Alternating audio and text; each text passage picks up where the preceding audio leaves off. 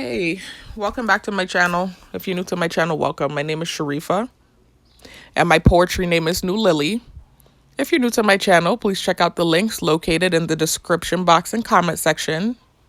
And in both locations, you'll find an identical set of links.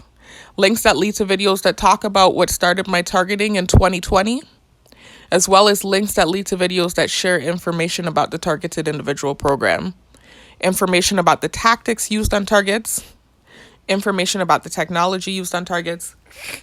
Sorry, y'all, I need to blow my nose again. And information about the targeted individual program in general. Y'all, this is part 2 to the last video I posted. I know y'all see the thumbnail with the girl getting strung up like a puppet and played with like a toy and tortured. And it says targeted individual torture tactics. And I forget what the rest of it says. Check out that video, y'all. It's kind of a continuation of what's been happening over the course of the last few months. So if you're new to the channel, don't start there. You're going to be extremely lost. I'm kind of giving you like an update on, again, some things that I've been dealing with, not only over the course of the last few months, but over the course of the last year. Something that ties back to an incident that occurred with this personal trainer in my old gym at the end of 2024. So it's been a whole year of just horrible stuff, really. I mean, and that's how it is when you're targeted anyway. There's always something, that creates whatever. It's really just the targeting, right? But anyway, a few months ago, about 3 months ago, some things happened. Something with the personal trainer's girlfriend, something with a family member of mine, etc., that led to some horrible treatment these last few months. I mean, way worse than, I didn't even know it could get worse. Worse than what I've already been experiencing. So that video was kind of just like a follow-up or update on more gang stalking, torture, and abuse. So if you start there, you're going to be lost because I'm referencing situations I've talked about already. So you have to be up to date with these videos and the ongoing drama that I've been dealing with to really know what I'm talking about when I reference certain things. Anyway, this is a part 2, y'all. The saga continues, right? I keep saying I'm not going to make videos. I'm not going to make videos. I want my job back. But like extremely unfair stuff is happening, almost to the point where it's like, are you even really planning to give me my job back? Like, they're just playing with me like a toy, like a real toy. This is what they did. They actually put me at a call center and had me feeling like I had like permanent hours and like I had a position and this and that, and a bunch of horrible gang stalking stuff was happening, similar to like what's happening now. And then just like that, it was stripped from me, the post, and I wasn't making videos. It was really just like horrible gang stalking stuff. It gets to the point where it's so bad you have to defend yourself. The gang stalking things that take place, you actually have to defend yourself because they will push like false stuff and then gaslight you about it. And it's just kind of like a continuation of that. Like, you know what I mean? Like, it's just, I don't know. It's just the weirdest thing ever where it's like they keep doing this to me. It's like a literal toy. Anyway, so I've been trying my damnedest not to make videos about people in the facility because they claim that was one of the reasons why whatever took place, even though it was the same stuff, horrible stuff happening, and I'm just like defending myself. And then it's, she's making, like, I'm just sitting there making videos for the hell of it. Anyway, so it's just the same stuff, y'all. I'm targeted individual. Y'all check out this video I posted about a week ago, briefly restating how I became a targeted individual. Because in that video, I very briefly restated what started my targeting and where I was back then to where I am now. It's just crazy and unfair, y'all. Really, you need to, if you're new to the channel, check out one of the videos that's linked in the description box or comment section. Remember, I told you identical set of links in both locations. But there I have several options that you can choose from to hear my story of how I became targeted. And there's way more details in those videos. But about a week ago, just, still dealing with the horrible stuff. And I just felt like I wanted to retell my story and talk about how unfair it is that I'm still targeted and still going through what I'm going through over a simple text message from damn near 6 years ago. So I retold my story about a week ago in that video that says briefly restating how I became targeted. And also in that video, again, just documenting more torture and abuse and unfair treatment. But these last few months have been real bad, y'all. It's been just one unfair thing to the next. It's been just like this trickle effect and gaslighting and horrible stuff. Anyway, so this is a part 2 to the last video. If you have been keeping up with my videos and you did get a chance to check out the last video, then this is like a part 2 to that video because more things are happening still, right? Of course. So first of all, yesterday, I'm gonna start with yesterday and then I'm gonna talk about what happened today because today was the coup de grace. It was at work this time, y'all, like straight up gang stalking stuff at work. All right, so yesterday, what was it that happened? I had my ultrasound. Remember, I told you I was going to give you an update, a health update. In fact, I think that's what the other part of the title is for the last video. Let me see. So it's like, no, man, let me make a video. No, and harassment documentation. Well, anyway, towards the end of that last video, I told y'all that I will keep you posted on what's going on with me and give you a health update on the injury that I incurred about, at this point now it's been about a month since I got the injury, about a month ago.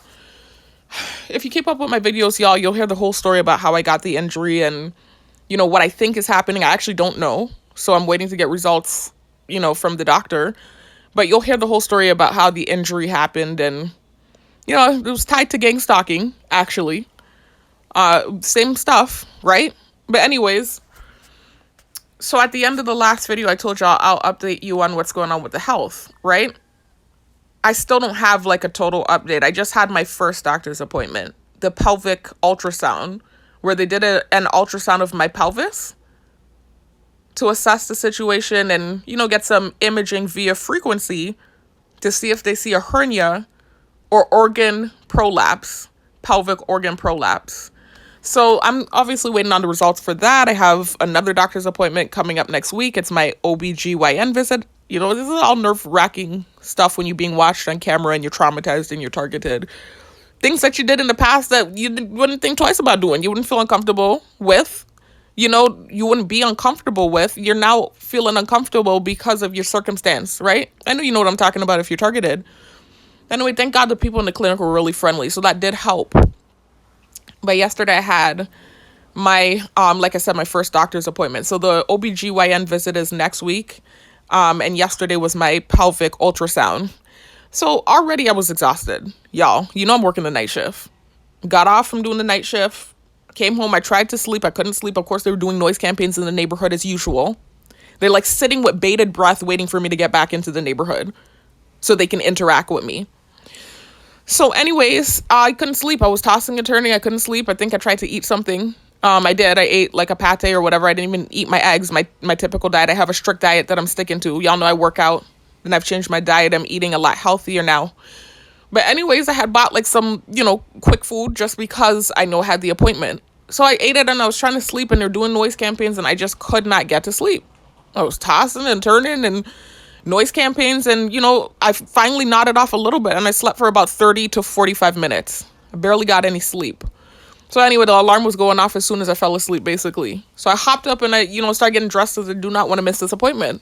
If y'all have been following, like I said, the videos, y'all have heard the scare with the health, you know, the injury and, you know, not knowing what was going on and then going to the ER and, you know, barely getting looked at. I did get like a basic checkup, but I didn't really get looked at like that. You hear them making the bird go off in the background. Like, that's scary stuff when you're targeted. It's terrifying. So anyway, that was what was going on. I was terrified. And so it was nice to actually see a doctor. So I didn't want to miss the appointment despite how tired I was. So I forced myself to get up. I flew out the bed, got dressed, and I made it on time for the appointment. So of course the place was packed up. I didn't know it was going to be, but that makes sense. It's a clinic. I'm targeted too. So you have to understand a lot of gang stalking takes place no matter where you go. And I did see some green outfits in there. But I think a lot of the people in there were authentically in there. You know, I saw like 1 or 2 green outfits in there. So anyway, they pulled me back to the room eventually. And, you know, I was dealing with 3 young ladies and they were very friendly. And I remember her telling me she needed my bladder to be full. So it's like I had to drink water. And so she brought like 4 cups of water for me and I had to drink the water. And, you know, then it was going to be a 30-minute wait and I would have to go back out in the waiting room that was packed with people while the cameras are on me and while my thoughts are projecting. Very uncomfortable. So I said, you know what? I said, can I go for a drive and come back? And she said, okay, sure. Just 30 minutes, about 30 minutes. She said, just whenever you feel the urge to pee, come get one of us. I said, okay, no problem. So I went for the drive and I'm driving. And, you know, before she did that, though, now that I think about it, before she gave me the water, she did start the exam. So she turned the light off, made me pull my pants down. I had to pull like this. It's like this padding, this bedding I had to pull over myself. Y'all hear the gaslighting. Listen to the gaslighting, y'all. Listen to the gaslighting. Listen to the gaslighting. Anyway, y'all, that's a drone. They're just, again, antagonizing and trying to gaslight and torture and humiliate me. It's just the same continuous thing. So anyway, while she's doing that, she's trying to, see if my bladder was full enough for her to do the exam properly. I didn't have any issues. I wasn't twitching. I wasn't having even though I felt extremely uncomfortable, that wasn't when the issue began. It was when I got back, right? So I'm laying there, and you have to remember the false narrative that was painted. Y'all, let me go chase that drone, because they're purposely trying to shut me up because they know everything that I'm saying is true. They're torturing me for no reason, virtually no reason, because they're holding a grudge against me. So now they're trying to push anything they can to validate the bullying. I'll be back. Anyways, y'all, I'm back. And when I say a drone, remember I told y'all check out the links in the description box and comment section to learn about the technology they use on targets. You might notice some of these same tools being utilized on you once you start watching my videos and, checking out the links that shares info about the tech they use on targets. They use drones. So they have rooster drones, they have bird drones, they have insect drones, and these things look like real birds, real insects, etc. But they use them to noise campaign and to surveil you. In the case of the mosquitoes, they also can inject you with the RFID chip and nano. And the mosquitoes have microphones and syringes on them, but they look like real mosquitoes. So check out those links, y'all, and learn about the info.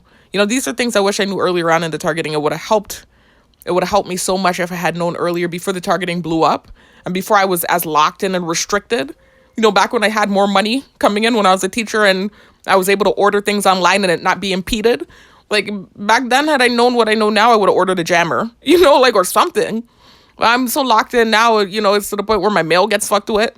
I got a lemon scooter, excuse my language, last year. Don't even have the income or the steady income that I had back then. Only now recently they've given me, like I said, consistent hours with the hint that I would get my old job back. But then, of course, I'm still dealing with horrible gang stalking stuff. So it's just the same conflicting, confusing, whatever. But back then I had the income, and I wouldn't say the privacy. I was targeted back then too. But I would say, I almost want to say the freedom to do something about these drones, because I wasn't as locked in or as restricted as I am now, prior to the targeting going viral and prior to me, trying to relocate and then having those reactions that made the targeting blow up before I got back on island. Anyway, so learn about this stuff. If you're early on in the targeting and you find my videos, you are blessed. You are truly blessed. You can do certain things to help your situation and avoid certain reactions, because it's just a gaslighting thing. They do horrible stuff and then you react and then you get villainized for the reaction. I would say just avoid getting thrown in this thing, but they never warn you about this thing. It's like this covert shadow operation, and you don't learn about it until you get thrown in, unless you're blessed enough to be somebody viewing someone else going through it, which I still wouldn't think that's a blessing, because I wouldn't want to see anyone going through that and have to witness that. To me, that's sadistic. I wouldn't want to be a part of that. But I'm just saying, you are truly blessed if you learn about this thing and you're not the target. But typically people don't learn about this thing, like I said, unless you get thrown in it. So anyway, check out those links, y'all. But that's what I was chasing, not to go off on a tangent. That's why I had to cut the video. I went to chase that big loud rooster that you heard going off as soon as I talked about taking my pants off, and the ultrasound tech starting the procedure before she realized that my bladder wasn't full enough. It's just the same thing that they do, pushing false narratives and trying to humiliate me. It's a humiliation campaign, but it's also like this redundant, extended lesson about bearing false witness, and it's like the lesson that never ends. Anyway, and I rebuke that in the name of Jesus Christ. Let me not say never ends, for real. It will end and I will get my freedom back. But anyway, so that first time where she made me take my pants off and she turned the light off, there was another female in the room, and she was just kind of, feeling around trying to see if I had fluid in my bladder, and she saw that I did not. So despite feeling uncomfortable, I wasn't having a physical reaction yet. It wasn't until I got back from taking the 30-minute drive, just so that the water I drank could go down to my bladder. While I was driving, of course, I do this thing where I explain in my head what's going on. Like, because I know everyone's watching me and they're hearing my thoughts. And everything I do or say is being judged. And every reaction I have is being judged. Even though you have me on camera like a freak show. And you're letting just about anybody watch the cameras and participate in whatever this is. Sadistic thing that this is, right? So typically if I'm in a very high stress situation where I know I'm going to have a reaction or I feel extremely uncomfortable, to make myself comfortable, I start explaining in my head my feelings or why I'm reacting a certain way or why I might react a certain way. And so I know they're listening and staring at me 24/7. So while I was taking my drive out to town, I said, thank God those girls are nice in there. I was thinking this in my head. I said that the reason I'm saying I said y'all, even though I didn't verbally say it, I thought it, is because, again, my thoughts are projecting and they're listening to my thoughts with the neuromonitoring technology. If you've been targeted long enough, you know about this stuff. If you're new to targeting and this is a new concept, buckle up and get ready. You're going to learn a lot of creepy, weird stuff. Anyway, so I started to think in my head, wow, good thing those girls are nice. I said, despite them being nice, this is so nerve-wracking for me with everything that's been going on with the false narrative that was created from the text. Now to sit there in the dark with my underwear down while she does this pelvic ultrasound, I said it feels extremely uncomfortable and awkward while they're watching me on camera. I was thinking this in my head. And I said in the past, I used to go see the OBGYN all the time, and it wasn't an issue. I said, now I feel so awkward for a simple pelvic, this is not verbatim what I thought, but this was the train of thoughts that I was having in my head as I'm taking the drive. So, of course, they start, already gang stalking. I notice I get further out. I notice I see a water truck. So I'm like, oh, boy, they're starting with the antagonizing now. Like, I understand what you're doing with the bearing false witness thing and the redundant, stupid lesson that I've learned already. But I'm just still having PTSD and trauma. It doesn't matter what you're doing or what you're showing me. I'm not slow. It's just that I'm traumatized. I've been through some traumatic experiences, especially when I went to Florida and I was sitting in my car and it was like thousands of cars on the road revving by angrily while they're using manipulative tactics to paint the false narrative. And that was before I learned about the targeting and all of the tactics they use, the technology, etc. And before I told my story. So there was this like false narrative out there and this like taboo, lingering, dirty thing that was created from the text message. And I'm still traumatized. I still have trauma from that. Things that I never used to react to before I react to now. So anyway, so I'm just thinking that in my head because I'm knowing I have to go back and lay under the sheet again and pull my underwear down. And I'm just like nerve-wracked about it. So while I'm driving, I noticed I see a water truck while I'm driving out there. That's the first thing I saw was a water truck. I was like, oh boy, they're done starting with the strippiness. But I just shook it off and I continued to drive. And I took my drive and I head back now to the place. After 30 minutes, my bladder felt pretty full. I felt like I needed to pee. I pull up, I park. I notice I come out, the security guard is there now. All of a sudden, there's a security guard there by the door, and he opens the door for me. When he opens the door, a girl with a short pants comes out. So I'm like, oh my God, really? Why would they do this? And I just said I'm feeling nervous about laying there in the darkness with my underwear down. So anyway, I go in there, and I lay on the bed, and I said, I'm just going to let her do whatever, and it's fine, At this point now, I do start having a reaction as she's doing it. First of all, I was in pain. I've been saying this for the longest time. There's this tenderness with my bladder now. Whenever my bladder gets full, it feels slightly tender. This is the symptom or the lingering symptom I said that I'm still having, which is indicative of there still being some sort of injury. Remember I told y'all before when I first got the injury, the morning I woke up and I noticed I had an injury after that week full of whatever. Y'all, if you want to hear about the injury, the story behind the injury, you can check out this video. Health scare, right? The thumbnail that says health scare, you can see it's from a month ago. It's been about a month, right? You can check that video out to hear about what happened with the injury. So anyways, so when the injury first happened, if you did check out that video, you'll have heard me tell you what I experienced, the first symptoms. I woke up in the morning after a week full of strenuous activity, physical activity, and a mishap with a heavy ass deadlift due to gang stalking. Anyway, I woke up the next morning after that week, it was the weekend. And I was in the shower and I just looked down and I noticed this big, huge bulge in my vagina area. I had never seen anything like it. It scared the bejeebies out of me. It was like this big, huge ass bulge in my vagina. And it was like this pressure down there too. It was like this heavy feeling. I'd never felt or seen anything like that in or on my body. So immediately I got scared. I hopped out the shower and I ran in my parents' room and I was showing them what was going on. I said, y'all, I think I have a hernia or whatever. So they're concurring and agreeing with me that they think it's a hernia. So, they're telling me whatever. If you check out the video, you'll hear about the conversation I had with my parents. So immediately, I felt like I had to go to the doctor. I was terrified. And I was also feeling like this tightness in both of my lower obliques, or what they would call the love handles.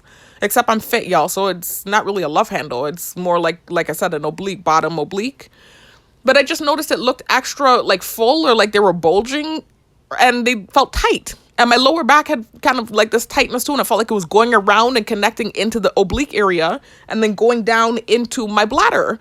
So I was like, oh my God, some major ass hernia or something like that is going on, is what I thought, especially with this big thing bulging out of my vagina. So anyway, my parents, said I need to go to the doctor, obviously, and, we were having the conversation about whatever we thought was going on. I went to the ER, sat there for hours. There was some directed convo in the front. They don't really care for me in that hospital. You have to understand, unfortunately, we have one hospital here on island, and the cyberstalking, cyberbullying dude is a nurse in that hospital. So that's his people, and then obviously too, I've shared offensive stuff in my car in Florida. So that also adds on to what's going on. It's like the worst thing ever to get an injury when you're targeted. And I'm just going to say in general when you're targeted, because we all say offensive stuff and get gaslit about it. It's reactive abuse. Anyway, nonetheless, and with the cyberstalking, cyberbullying guy, that's just straight subjectivity. Because I know what I said made sense about that situation and what was going on in the old neighborhood with my targeting and how his family was involved in my targeting. I know they understood why I talked about certain things in my video. Anyway, so nonetheless, whatever the case is, y'all, there's this contentious thing. Like, I don't have an issue with the hospital, obviously, but there's this contentious thing there, and a lot of people in there don't care for me. So, that's like a hot spot for an area where people don't care for me. So I'm like, oh my God, and now I have this big injury. I actually was bawling on the bed because I knew I was like in a fucked up kind of way. I was like, I can't believe this is happening. So anyway, I ended up going to the ER and sitting there for hours because I knew I had to do it. I had to get help. And I didn't have insurance at the time. That was before I got Medicaid, y'all. And I don't have a job that offers insurance. I'm working security. Back when I was a teacher, I had, top quality insurance, obviously. I'm not teaching anymore. When I was working for the facility, I had insurance. I'm not working for them at the moment anymore, so I don't have insurance. I had nothing. And so I was trying to, even though I didn't have insurance at the time, I was calling around on island to see if I could pay for it out of pocket, because I am working steady hours doing the security. So even though they don't offer insurance, I still would have paid for it out of pocket. And from what my mom was telling me, that's something you could do in the past. I mean, what are people supposed to do if they're working a job that doesn't offer insurance? So from what I understood from the conversations I had and the research we did and calling around and stuff, you have to get Medicaid if you're not getting insurance through a job here on island. So even if you want to pay out of pocket for private insurance and you have the money to do it, you can't do it. You have to get Medicaid. So anyway, it's this process. Similar to food stamps, you have to fill out an application and you have to wait. And so I'm like, oh my God, like, how long is this going to take? I have like an immediate situation going on. But from the research I saw, they said that whether you have insurance or not, the ER is going to see you. And what happens is they'll bill you later. So I went to the ER with my mom and we sat for hours. And then eventually I was called back and I dealt with a doctor, and the doctor was white. Of course, y'all know I shared offensive Hebrew Israelite propaganda in my car in Florida. It was a reaction and a trickle effect from what took place in Indiana and the gang stalking and torture that I incurred in Indiana. And then it trickled through to Florida, and then eventually I just flipped out and I started sharing offensive stuff. Because they can run back the cameras and I know they've done it already. Initially, I was just putting on the Hebrew videos just because that was my belief system at the time. I grew up in a household where that was what we were taught in high school. So all of us in here follow that, not just me. So anyway, that was my belief system at the time. And I was just looking up videos on how to protect yourself, if you're dealing with spiritual warfare, because I thought it was some sort of witchcraft. Before you learn about this thing and you learn I didn't know I was a target at the time, y'all. Remember, I didn't learn until I got back on island. Before you learn about this program and you learn certain things and you're dealing with this thing at first, it's going to seem like some sort of spiritual thing. I've seen a lot of targets talk about witchcraft, and some of them are talking about alien shit, like, because it's otherworldly what you deal with. It's some high science stuff. They're using some high science technology, And actually, from the research I've done, they were calling it technology from ancient civilizations. So it is some sort of high science technology that they're utilizing. They're microchipping your brain and listening to your thoughts. You don't think that's strange? So anyway, I'm not going to go into the details about that. If actually check out the link in the description box and comment section, y'all. It says Harvard DARPA scientist unveils mind reading tech. Not unveils mind reading tech. It says Harvard DARPA scientist, and I can't remember what the rest of it says, but it's a video with Robert Duncan, who's a DARPA scientist and doctor from Harvard, right? And he's one of the progenitors of the technology. He's helped develop it. He's worked with it. He's transhuman. Not transhuman. I'm sure he is transhuman. I'm sure since he's pro the technology, I'm sure he has it in his body. But he's a transhumanist. So he's pro transhumanism. And what transhumanism is, y'all, look, they're flying the fly in my face. Whoever's flying into my face is pro transhumanism as well. Good for you.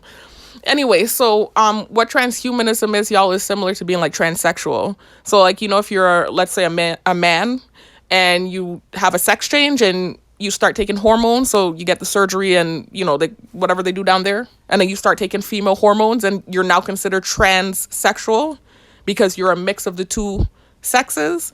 Or even a hermaphrodite could be considered, I wouldn't say transsexual, but there's some trans activity because there's a mixture of both chromosomes, right? Well, that's the same thing with the technology. When they put it in your body, you become transhuman. So you're a mix of technology, almost like a cyborg. You're a mix of technology and human DNA. It's some real weird stuff. I don't believe in it, but you don't get a choice. Whenever you get thrown in this thing, they put it in your body, again, without your consent. And even Robert Duncan acknowledges that that's inhumane and immoral. And that's what he's saying in the video. So he works for DARPA. He's pro-transhumanism. He was even talking about like this big agenda apparently that they have for the technology. The whole reason why Obama signed the BRAIN Initiative when he was in office. Apparently what they plan to do in the future, I don't know how soon, but in the near future, is they want to have different civilizations that's ran by the military. And they want to inject the nano into everyone, the microchipping, whatever, and hook everyone's brain up to a computer interface. And so it'll be like this hive mind is what he called it. And he also called it a New World Order agenda is what he called it. So anyways, check out that video, y'all, and you'll hear Robert Duncan breaking down the technology and apparently what one of the main agendas behind it is and why you see a lot of random people getting targeted. It's like experimentation. He literally said that targets are sacrifices for the betterment of mankind because in his mind or from his perception, the betterment of mankind is using the tech and creating cyborgs and transhumanism and brain-to-computer interface. And he was even talking about some of the cons that could come. He even acknowledges, right? He's talking about some of the cons that could come along with that. Loss of freedom of speech, loss of freedom, borderline dystopia. You know, this is what they were talking about. And, you know, a dystopian society, y'all, is basically like a totalitarian society. I was teaching my students about this. I didn't know I was going to be going through this a couple years later. Anyway, a totalitarian or a society that's dystopian is a society where you have absolutely no rights. You don't have freedom. You damn near don't have privacy. So basically everything that you see a target experiences, they want that for the whole of mankind, and they're calling it a New World Order agenda. And all the brains will be hooked up to like this hive mind computer interface and thinking in a one mind oneness type thing is what was being said in that video with Robert Duncan. I'm not making this shit up, y'all. Robert Duncan is a reputable source. He's not some dude up off the street that's speaking crazy conspiratorial things.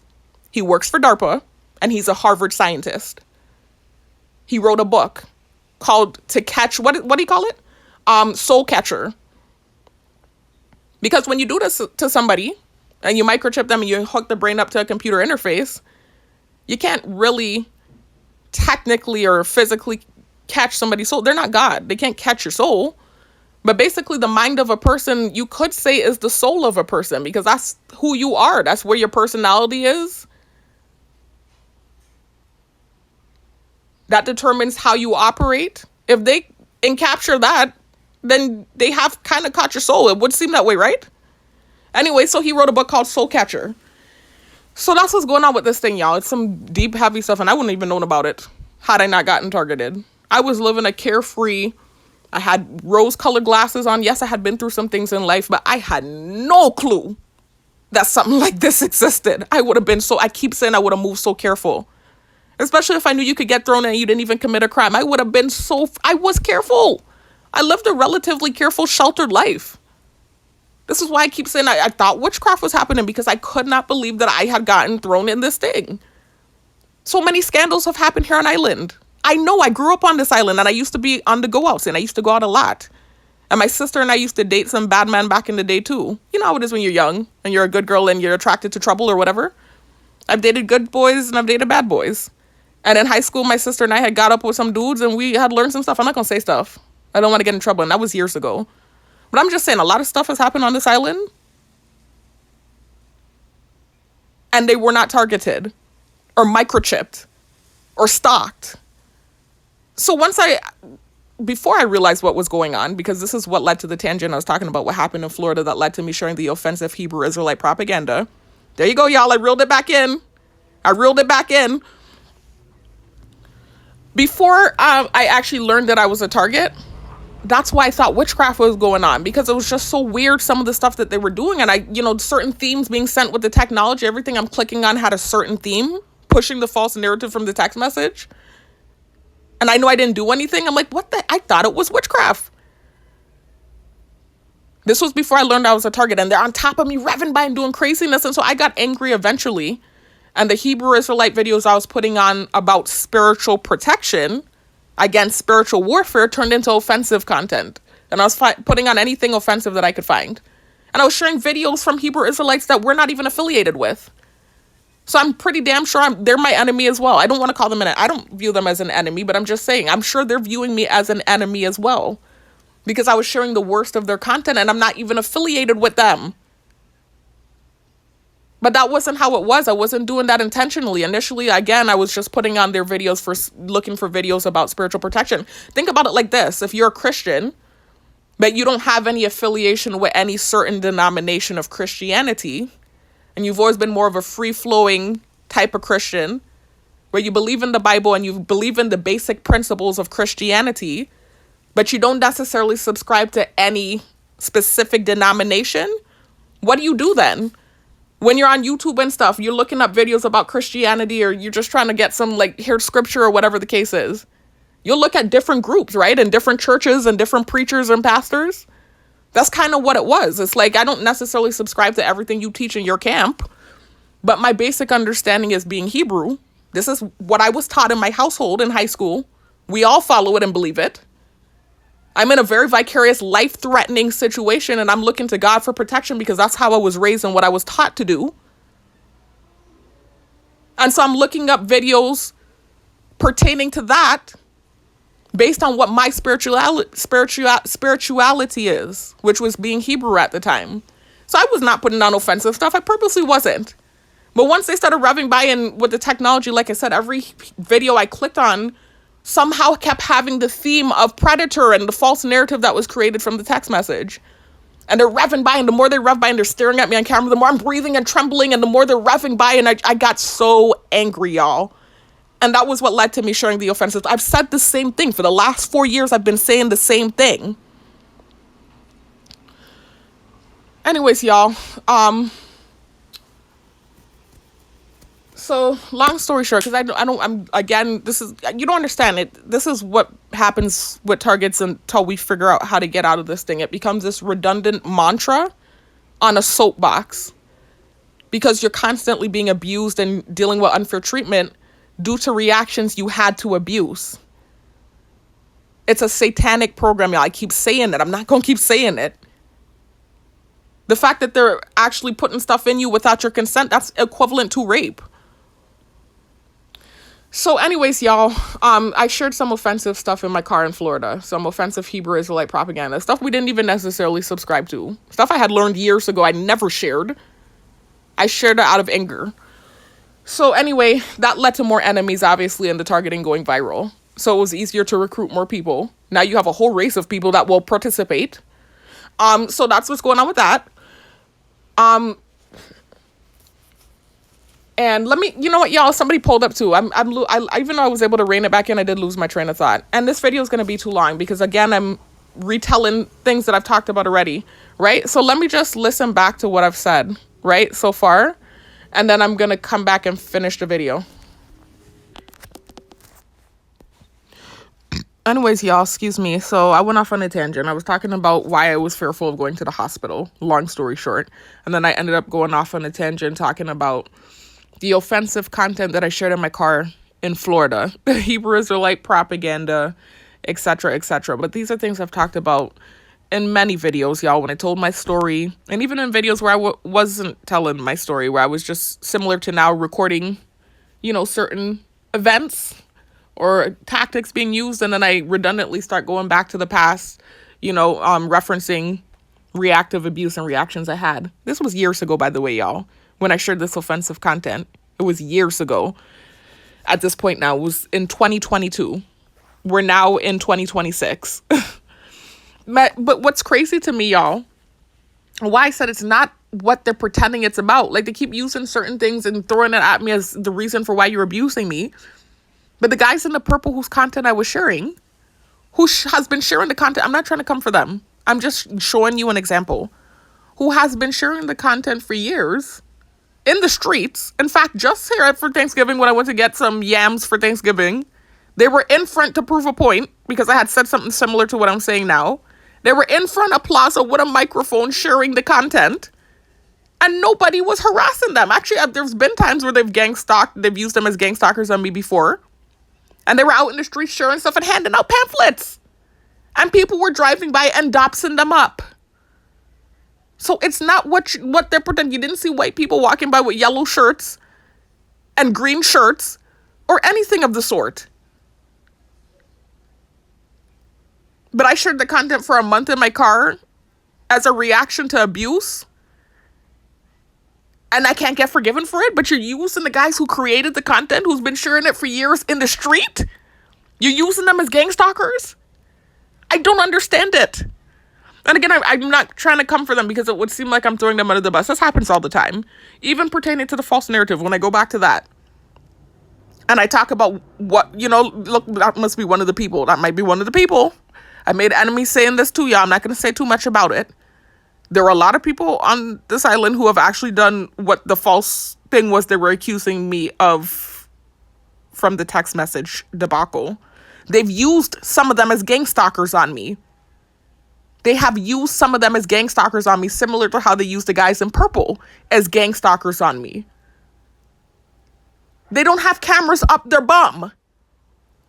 They can leave the island and go wherever without cameras attached to them.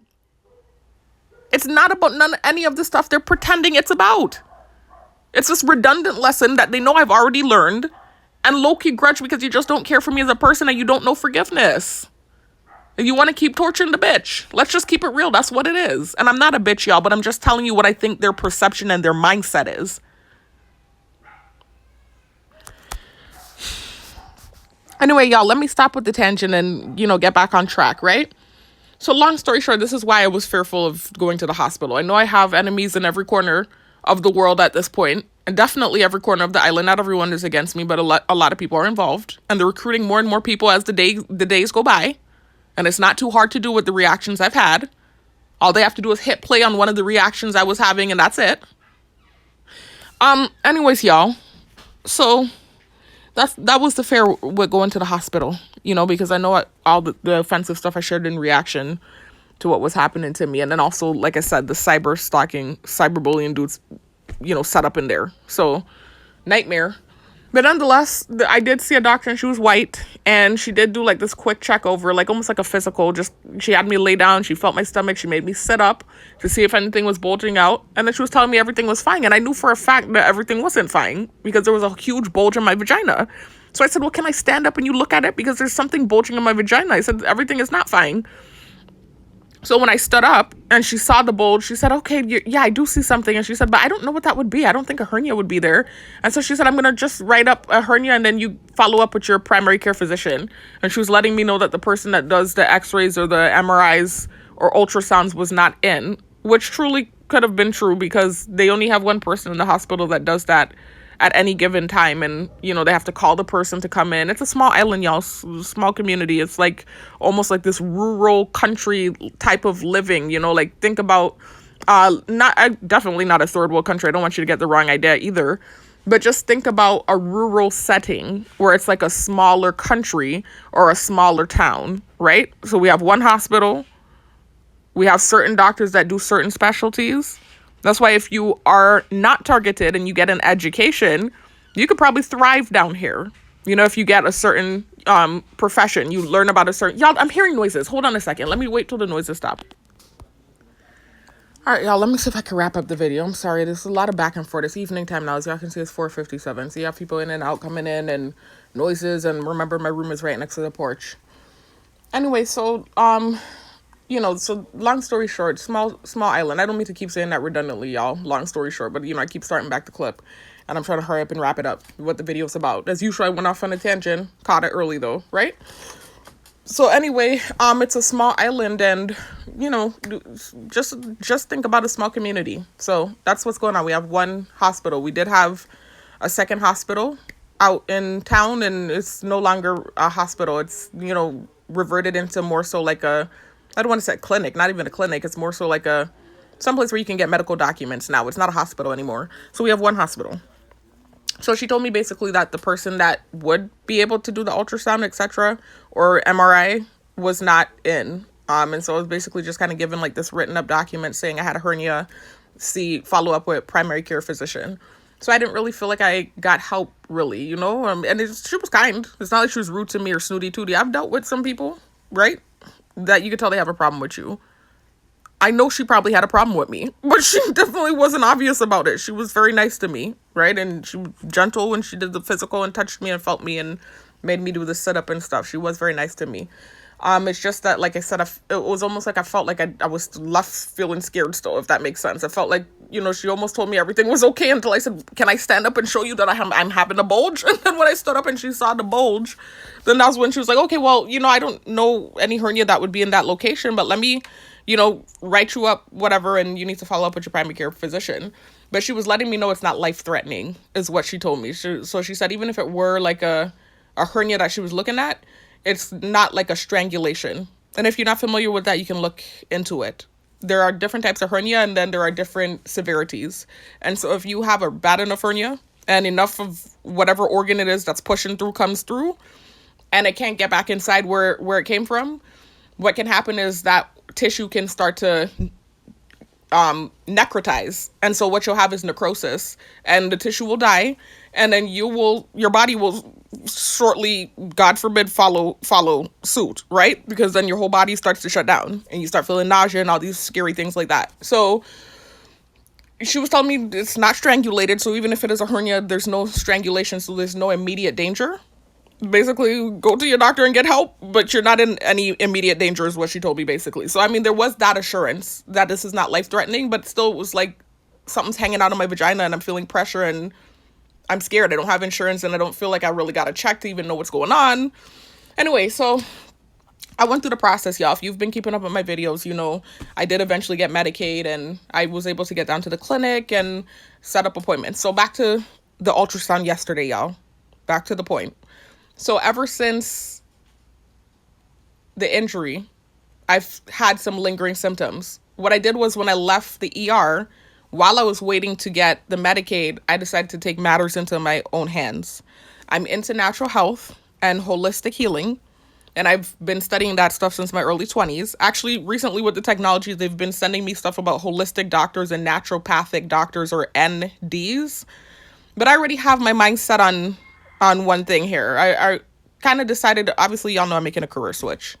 I'm not teaching anymore, but I still have a degree. I would eventually like to get into the mental health field. What my hope was, okay, if they hire me on as a correction officer, I could do that for a number of years. I'm not going to be able to become a psychologist or a therapist overnight. It takes time. It's a process. It's almost equivalent to becoming an MD or a DO, medical doctor. You are becoming a doctor, right? With psychology, or if you become a psychologist, but it's not the same as becoming a psychiatrist. So I want to become eventually a neuropsychologist. And again, you will become a doctor, so you'll get your PsyD.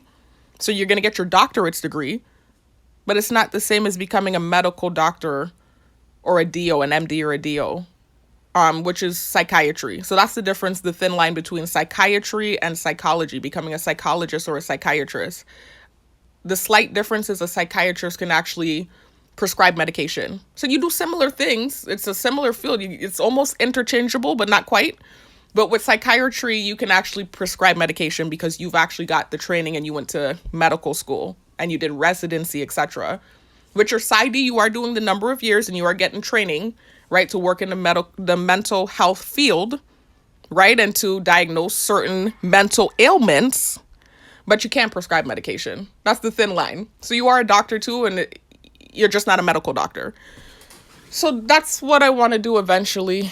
So I was hoping to get into the facility, and I mean, that I think is where they would need mental health the most. A mental health professional the most is in the prisons. That's where people that are getting in trouble typically have issues, mental health issues, whether it was that you had a rough life or maybe something personal that's happening now that you're not coping well with, and so you're making poor decisions, whatever the case is. To me, those careers are related, closely related. In fact, when I was becoming a corrections officer, I remember I was telling them, I have an English degree. Does that mean I qualify for more pay? And they said certain degrees. They told me if I had a degree in criminal justice or a degree in psychology, they were telling me I would have qualified for more pay. So that's to tell you, the fields are closely related, and they do look at that as something as an asset or valuable in that field. When you're working with prisoners and stuff, of course. Sometimes you will have to play psychologist. I mean, I'm not necessarily the most gregarious person, but I do listen, and I am understanding, and I've been through a lot. So anyways, you do have to play psychologist. You're dealing with people, a lot of people that are having mental health issues, whether it be that they were having mental health issues and that's why they got in trouble, or they made a poor decision and they got in trouble and now they're dealing with mental health issues because of where they're at now. So anyway, I'm thinking to myself, well, okay, that would be the perfect job to do in the meantime while I work on my education, and then maybe I can transition into mental health with prisoners. That's what I was thinking, that demographic or that population. So anyway, that's my plan. Why did I go off on this tangent again? What led to me doing this? There's a reason why they keep doing noise in the background, yelling, confusing me. There's a reason why I went off on this tangent. What made me, because I was talking about, oh my God, I was talking about healing myself, y'all, or attempting to heal myself with natural remedies, because I had to wait until I was able to get insurance, and I had this injury. I had this big bulge in my private part, and I was feeling a pressure. And then I started talking about being into natural health, and I started talking about how with the technology, you know how they interfere with the technology and they can send you things with sensitization. They were recently sending me stuff about NDs, naturopathic doctors. And then I started going off on a tangent about the fact that I'm more so set on psychology and I want to become a neuropsychologist. And then I tied it back into trying to get the job at the facility, and eventually down the line, years later, it will take years for me to become a neuropsychologist. Sometime down the line, I could transition into mental health within that career, right? That's what I was thinking. And so I went off on a tangent though. I didn't mean to. They're making so much noises in the back. Anyway, so that's if I could even get my foot in the door, y'all, with the job, with school. You know, I'm going through hoops with everything. Everything's, I'm targeted. Even the same school that my sister's attending right now online. She's trying to get her master's degree. I have a 3.5 GPA. I have, before I was getting offers from different schools that were writing me with scholarship offers. Now I'm begging, trying to get into an online school. I remember I started going through the process with the same school my sister is doing online right now. And at first, the lady seemed receptive. She was doing some gang stalking stuff on the phone. But it was more so along the lines of change and and making noises like that when the word change was said and stuff like that. But she was still communicating with me. And then it's like some reaction I had. I don't know what it was. Something happened. And then all of a sudden she started moving this kind of way. How it is. And I knew she knew about my targeting off rip. They always do. Y'all, if you targeted, you know that immediately. Anybody that you're talking to, even if it's abroad, they know about the targeting. They're notified. So it wasn't like, oh, she just found out about the targeting. She was even doing gang stalking stuff. Directed convo with sensitization. But it got weird. Like, I don't know what reaction it was I had over the course of the last 2 months. She was even communicating with me, writing me, even when I was procrastinating to get everything in. She's writing me, hey, did you follow up on da-da-da, you know? Some reaction happened. All I know is now I'm the one running her down and they're doing gang stalking stuff. And then I got this letter from admissions stating that even though they got official electronic transcripts from both universities that I attended, I got my associate degree at Tallahassee State College, and then I got my bachelor's degree at Florida Memorial University. They got an electronic copy of my transcripts, and the advisor I was dealing with was telling me that was all set. That portion of things was all set. All of a sudden, oh, you need to check with admissions. Check your email. I check my email. Admissions is writing me. First of all, I had to run through hoops to get in touch with her. All of a sudden, I'm running through hoops. I can't get in touch with her. Then I see an email from admissions stating that they need a letter, right? A letter of assertion stating that I attended high school, and then I need the letter to get notarized. And then I have to put the letter in an envelope with my 2 official transcripts, even though they have electronic official transcripts, you know, from the school, with 2 physical official transcripts, and I need to mail it personally to them. So you know that's way more expensive. The electronic transcript costs $3. The physical transcript costs $6, and then I have to now mail it to you. And then I'm having the concern, what if they pretend like they didn't get it? So in my head, I'm like, damn, do I send it certified mail? What if I send it certified mail and then there's never anyone there to sign? You know, all these different scenarios of how sabotage can happen started running through my head because I've been dealing with this for so long. It just completely, whatever they were hoping to do, they accomplished because it completely deterred me. And I already procrastinate. I have ADD. Once I set my mind to something, I set my mind to it, and it's like I'm really driven and ambitious. But if I get, like, deterred and the procrastination starts to set in, especially if I'm feeling like I've been hopping through hoops for years and stuff, it's really easy to kind of just fall off and like, oh, I'll deal with that whenever. And then it's like months pass by and you haven't dealt with it. That's what happened. I started dealing with this at the end of last year. And things were looking promising, and then things started getting weird or whatever. And, you know, I realized I was having to hop through certain hoops, and I would do this here, and then I would stop, and then do this, and then... Mind you, y'all, there is a master's psychology program here on Island, at the school here on Island. I have an English degree with some extra credits. I went through with a counselor the classes I have and what's required to get into the master's degree. I only need 3 classes, and it's general study courses. With the exception of my second semester in statistics. Even that I would say is a general study course. So those are courses you take in your first couple years of school. It's 3 classes that I need. But the way that they do it down here is like I can't just take the 3 classes and get into the program. It's like I would have to get a whole degree. I have to sit there and do a whole degree.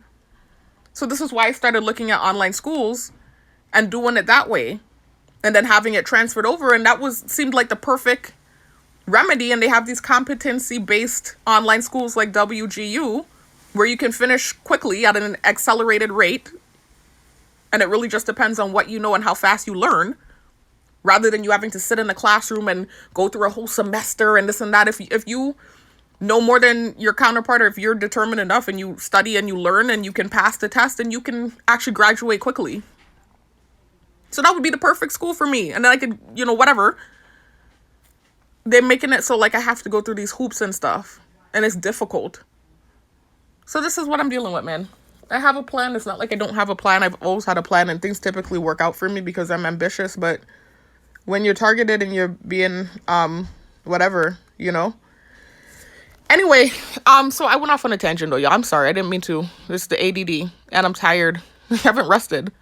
I worked last night, and I've been going all day due to what happened this morning. The whole reason I'm making the video, because all of this is a tangent. It's relative and it's relevant, but it's a tangent. This video is me documenting the continuation of what from the last video, what's been happening, tactics being used, and something that happened this morning at the job.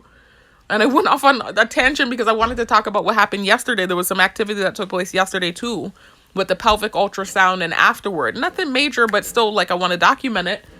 And that's kind of what led to the tangent, because then I started talking about the injury itself and things I talked about in prior videos when I went to the ER and blah, blah, blah, and healing myself naturally. I talked about this in prior videos. So anyway, y'all, so done with the tangent, y'all. I'll give you an update on what's going on with my career. I mean, you already know what was happening here with the correction officer job and what's been happening recently from checking out the last video and obviously this one. You have an idea, and the one before that, you have an idea of what's going on with that. As far as school goes, I've kind of been keeping y'all up to date. I will keep you up to date. Right now, it's like I'm at a pause. I wrote down some stuff. I did some research, and I'm going to make some moves. I already wrote some stuff down this week. I'm going to actually start trying again with that. But right now, that's kind of like paused at the moment. I'm more so focused on like right now, the now, and what I'm trying to do right now. So anyway, oh my goodness, where was I? So let me get back to where I was at the pelvic ultrasound yesterday. Jesus Christ. So basically, y'all, while I was waiting for the Medicaid so that I could make the doctor's appointment with the clinic and get checked out, I decided to just try to heal myself naturally, because I've been into natural health since my early 20s. And so I know about fasting and, drinking healthy juices and herbs and stuff to regenerate cells and heal the body, repair the body. I talked about this in prior videos, what I did, and I gave an update and all. Which video was it that I gave the update? It was in this no losses video. If y'all check that video out, towards the end I give you an update on what I did, what natural things I did to reverse some of the damage that was done. Anyway, so I did a juice fast, y'all. Long story short, for 5 days. And I was drinking a lot of healthy juices. I wasn't eating, and I was intermittent fasting while doing the juice fast. So only drinking healthy juices, no food. And I was doing it within a certain window of time, and then fasting for the remainder of the day or night. After the 5 days and doing pelvic exercises, because I did research, y'all, based on the symptoms I was having, I knew I either had a hernia, pelvic organ prolapse, some sort of minor cystocele bladder pelvic organ prolapse, or a muscle strain. One of those three things. So I just started operating as though it were one of those three things. And so for all of those things, you do want to take in natural, healthy things to regenerate tissues. I started taking collagen peptides and drinking herbal teas and things to reduce inflammation, like turmeric golden tea and, moringa tea, lemongrass, taking black cumin seed oil, anti-inflammatory things, and, like I said, fasting and juicing, because I explained this in one of the prior videos. When you do those things, you get stem cell production and you start healing the body. And I was doing pelvic organ prolapse exercises. I was doing pelvic exercises. And after, a week, the bulge went away. There was a bulge, like I said, in my vagina and a pressure, and that went away. So the only lingering symptom is that my bladder, I don't know, I can just feel like it's there. It's not like I feel a pressure. It's more so when I need to pee, when it fills up, there's like a slight tenderness, so it crawls my blood. Because I keep remembering what it felt like when it was, I think it was my bladder down there. I don't know if it was lymph fluid from an injury and the bladder was just feeling sore too, and I thought it was my bladder. I don't know if it was a hernia that went back up. I don't know what it was, but whenever that pressure was and bulge was down in my vagina, it was really crawling my blood. And so every time my bladder gets full now, I still feel a slight tenderness in it. And so it reminds me of when I had the bulge and the pressure. And so that's a remaining symptom, like slight tenderness in my bladder. And to me, it looks a little bit bloated if I don't hold my stomach in. The doctor at the clinic that checked me told me it looks normal, so I don't know. To me, I'm seeing and feeling something. Maybe it's just because I can feel myself internally and I know my body. That's a lingering symptom. And the same oblique thing I was talking about, where my obliques feel kind of tight and it goes around to my lower back, especially if I'm active. Like I start squatting or, going and doing a leg day, which I'm still doing, by the way, y'all. So there is still some sort of activity going on. And even behind my belly button, I felt like something might have been happening too. So I don't even know if I have like the start of an umbilical hernia as well, or I don't know. Like it was a major strain that took place for sure. There's definitely a major strain that took place, and it may have caused like the start of some hernias, or some hernias that I started to reverse, or the start of pelvic organ prolapse and I started to reverse it. Something's going on. And I did start reversing it. So that's where I'm at with it now, y'all, and I'm just getting checked out. So my first doctor's appointment was yesterday. Well, my first doctor's appointment was about 2 weeks ago, or a week and a half ago, where I went to the clinic, and like I said, there was a doctor that felt me up, similar to the doctor in the ER, and then she ordered the pelvic ultrasound. So yesterday was the pelvic ultrasound, and I'm getting back to where I was in that part of the story. Jeez. All right, y'all. So after I left the clinic, and, you know, I was waiting for the pee to come down from drinking the water, about 30 minutes passed, and I felt the urge to pee. I went back to the clinic. I told y'all what they did. They had the water truck revving by. They had a security guard at the door opening the door for me. A girl with the short pants pushing the false narrative from the text coming out of the door. So that made me feel more awkward. But I'm like, okay, you know what, whatever. I'm still going to ignore. I'm just going to lay here. You know, these girls are nice. I'm just going to, you know, they know what my situation is. So if my brain starts, you know, things start popping in my head, or I start, you know, looking awkward, I'm sure they can understand that, you know, this is a vicarious situation. So anyway, I laid down, and she starts doing the pelvic ultrasound. I pull my pants down, put the padding over, and the lights off. She's doing the pelvic ultrasound. My bladder's full now. So every time she would press down in the middle of my bladder, it was like this tender, raw feeling. Not completely raw, but it's like this tender, like, it was crawling my blood so bad. And she pressed down hard sometimes. She was gentle, but she was trying to get a good scan with the frequency. So sometimes when she would go in the middle, I'd feel pain, and I'd go, I'd tell her it hurts. And she said, I'm sorry, it's because your bladder's full. And in my head, I'm like, it's more than that. You know, it's this thing that's going on. You know, it feels tender. But other than that, it was really more so just like nerves, but I wasn't having too much of a reaction. It wasn't until I started feeling like I was choking on my snot, which, by the way, at the beginning of this video, you guys heard how stuffy my nose was. And I told y'all, sorry, my nose is stuffy. My nose is always stuffy. I've talked about this in prior videos, y'all. They've actually used that as a source of bullying. Look at them flying the flyby. They've actually used that as a source of bullying in my targeting. It's something I've had since childhood. It's a deformity where my nostrils, the turbines, and my nostrils are super tight and closed down. And so it's like extra tissue in there. I was born with extra tissue or whatever it is. That's what one doctor, nose ear doctor, told my mom when I was younger and I went to the doctor. But I have a younger brother. He's actually on island right now, who has the same exact issue as me, the same stuffy, snotty nose. And the same nose and ear doctor checked him out and said he had polyps. So my mom gave us both the option for surgery. With him was removing the polyps. With me, it was supposed to be carving away, I guess, some of the tissue within my nostrils. I opted not to get to the surgery. I've been more into natural stuff since I was younger. Not that I'm anti-medication or surgery. I'm not. It definitely has its purposes. But even back then, I wasn't trying to get surgery if it wasn't necessary. So I didn't get it. And my brother did get the surgery. He told my mom he wanted to get the surgery. So the doctor removed the polyps from behind his nostrils. He still has a snotty nose. So I don't even know if it's what we were told or if it's another underlying thing going on, but it's definitely something hereditary because my younger brother has it too. My other siblings don't have it. My older sister has allergies where she sneezes and, you know, this might be a form of allergy. You never know. Maybe it's manifesting in this way with the swollen nostrils. I do notice though, typically when I change my diet and I get healthier, I'm not as congested. You know, if I'm doing a lot of mucus, like milk and dairy and stuff, it's a lot worse. And eating junk and stuff is a lot worse.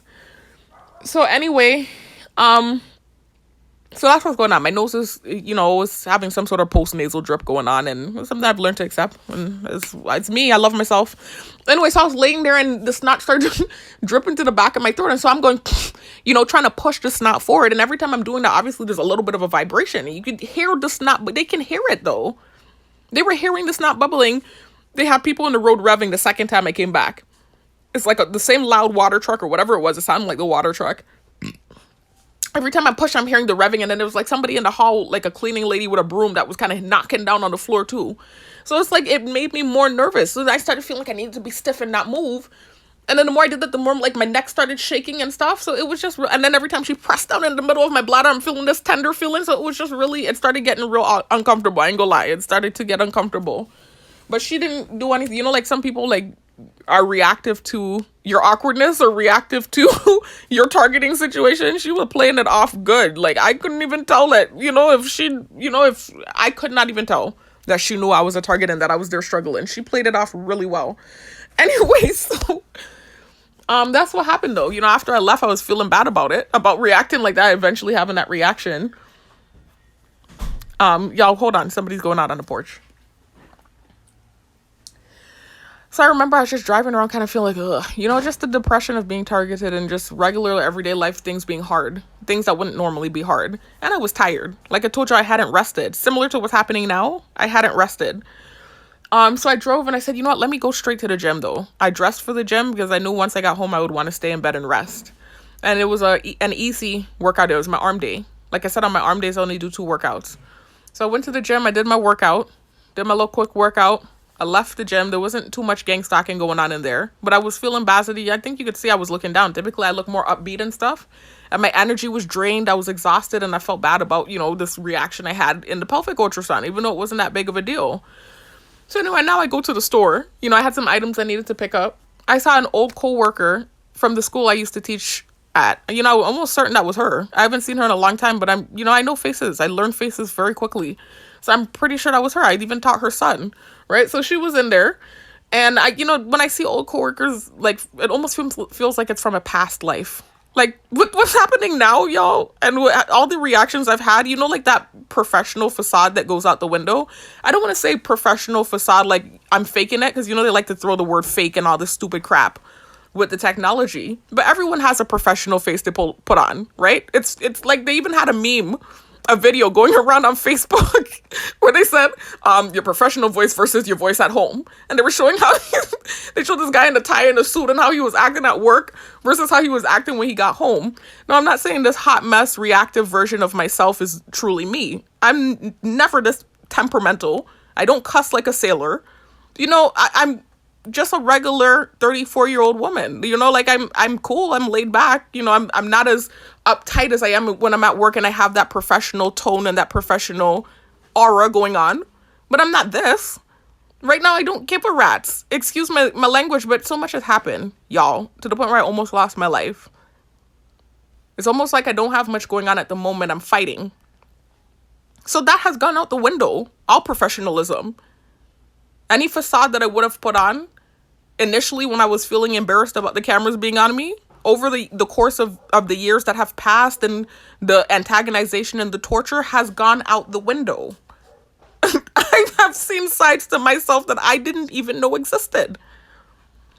So anyways, it is what it is. Everyone sees what's going on, and it is what it is. This is my life. So nonetheless, there's no shame there anymore. You know, I remember at a time when I would see like old students, or I'd see like a coworker from what I call my quote unquote old life, I would be like this embarrassed reaction trying to duck, and like it's like I'm so desensitized now. I even saw, like I told y'all, the headmaster for the school walk right by me when I was coming out of the grocery store. This was like a month or 2 ago.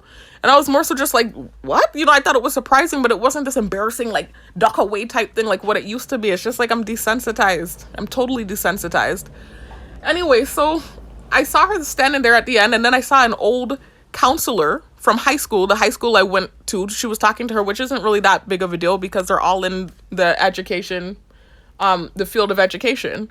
So a lot of these people know each other. You know, that lady's around my mom's age. And she does a similar thing to what my mom does. When my mom was working at the private school that I went to when I was younger, I told y'all she was the dean of student affairs, guidance counselor and student affairs.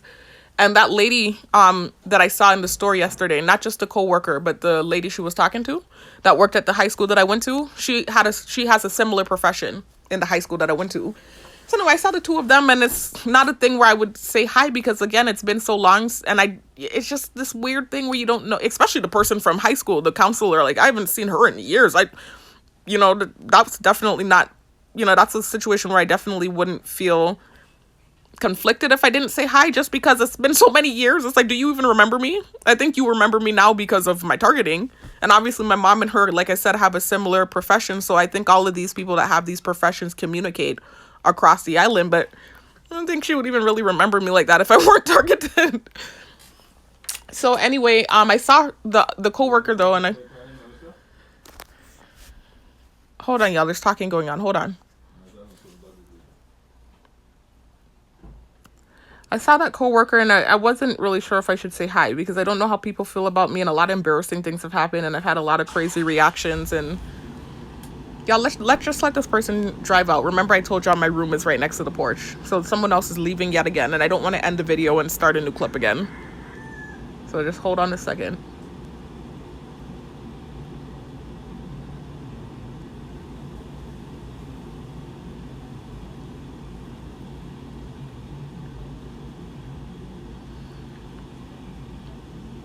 kind of idling in his truck, y'all. I really don't want to end the video and start again.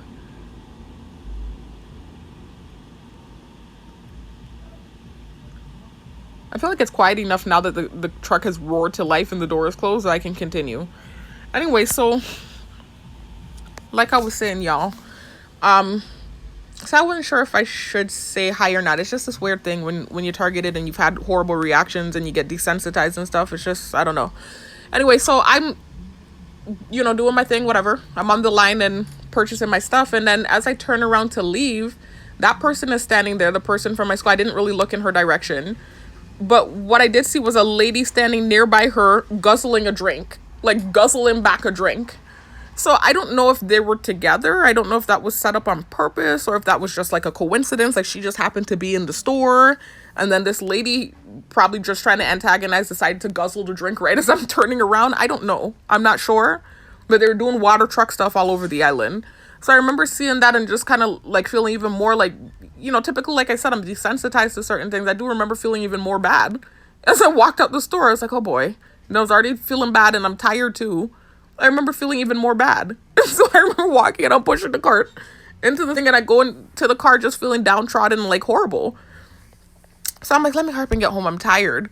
But I ran to get gas. I have certain gas stations I like to hit, gas stations that don't get too packed.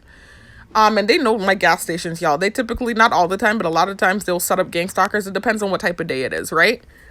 The gas station I was going to, they read my mind ahead of time too, so they know where you're going ahead of time. If you're targeted and you've been targeted long enough, you've experienced this. You know exactly what I'm talking about. I've seen other targets talk about this. And they'll have stuff set up where you're going because they done read your mind and know where you're headed. So anyways, the gas station I was headed to, I saw somebody that definitely looked like a gang stalker going through the door. So I said, nah. So I remember just driving down and looking to my right. And there's this gas station that's typically packed to the max. I never go to that gas station. And last minute, spur of the moment, I just whipped in quick. I said, yeah, this is how this looked. I know they didn't know I was coming here. I never stop here. And I didn't plan it ahead of time. I whipped in quick. And I parked by the pump. And so I came out, and as I'm walking in, this older Rasta man pulls up on a bike, right? You could tell this wasn't gang stalking. He was authentically pulling up on his bike, and I just whipped in there quickly. So as I'm walking out, he just looked at me, and he had these dark shades on too, so I don't even think he recognized me as the target. I think he just saw a fit female and was given a compliment. I don't even think he recognized me, even though everyone on the island knows who I am. Remember I told you I'm basically a reality TV star down here, right? A local celebrity in the worst way. Anyway, so, he just looked, he said, what? When he turned to the side and did a double take at me, he said, sister, he said, you look like you live in the gym. And that was just the pick me up I needed. No, it's not that I'm downtrodden and I don't get compliments. But recently, like the past year, with what they've been doing with the targeting and degrading me and, interfering with certain things and trying to humiliate me and all these horrible things, like it did feel good getting an authentic, and I knew it wasn't gang stalking because I knew how the moment happened. It felt good getting an authentic compliment. I didn't even care that there was an elderly man on a bike. It felt good. And I was having a bad day too. So I said, thank you. I said, yes, I be in there a lot. I said, thank you. And he said, yeah, man, keep it up. Keep up the good work. I said, okay. I said, thanks. I walked back now to the drink section. I was looking for a drink. Funny enough, because they like to push the thing about me being thirsty. So anyway, I was just looking for a drink, and then I remembered in my head that I'm trying to stay away from sugar. I'm making natural juices at the house now, fruit juices, and that's what I'm drinking. And it tastes way better than store-bought juice. But I remembered in my head that that's what I'm trying to do. And so I ended up looking. I was so tired, I went to the drink section and forgot. That's how tired I was. I was looking at green tea, and trying to get like a healthier option. I was reading the sugar in the back, and I didn't like what I was seeing. So I decided to go back to the front. And so look, they're flying the fly because they know what they did. That's why they're flying the fly and going ham. So I walked back to the front of the store. Now the man was still there. I was back by the drinks for a good while, looking through different drinks, trying to figure out what drink to get. I go back to the front of the store. The man is still there at the counter. I was like, how is he still at the counter? So I know they must have got in his head and told him something, because I'm not supposed to get compliments. Look, them flying the fly. I'm not supposed to get compliments. I'm not allowed compliments anymore. And remember what I told you in the last video happened at the gas station with those guys that helped push my car up to the pump. And then I went inside the store, and when I came out, they were saying that whatever they're saying about nasty, whatever. When that's not what they were saying before I went in the gas station. So then I get to the counter, and I notice him moving kind of strange. And he moved back and said, you go ahead. I said, okay. I said, thanks. And so I was just asking the lady if she had Snickers. And she told me, go down this way. So I remembered I went and I grabbed the Snickers. And as I'm walking back up, this Spanish girl in a rainbow patterned dress walks in with a younger little girl behind her that had a short pants on. And so they walk up to the counter, and I see the old guy kind of hesitate a little bit. And it was bad acting. It was terrible acting. And he said, what? He said, that dress looked nice, man. And he acted like he complimented her like he's never seen a female before. So I knew it was gang stalking. I just knew what I've been dealing with. I knew it was gang stalking. So immediately I just started to get even more depressed. You know, I'm just like, oh my God, I can't even get a compliment from an elderly man on a bike.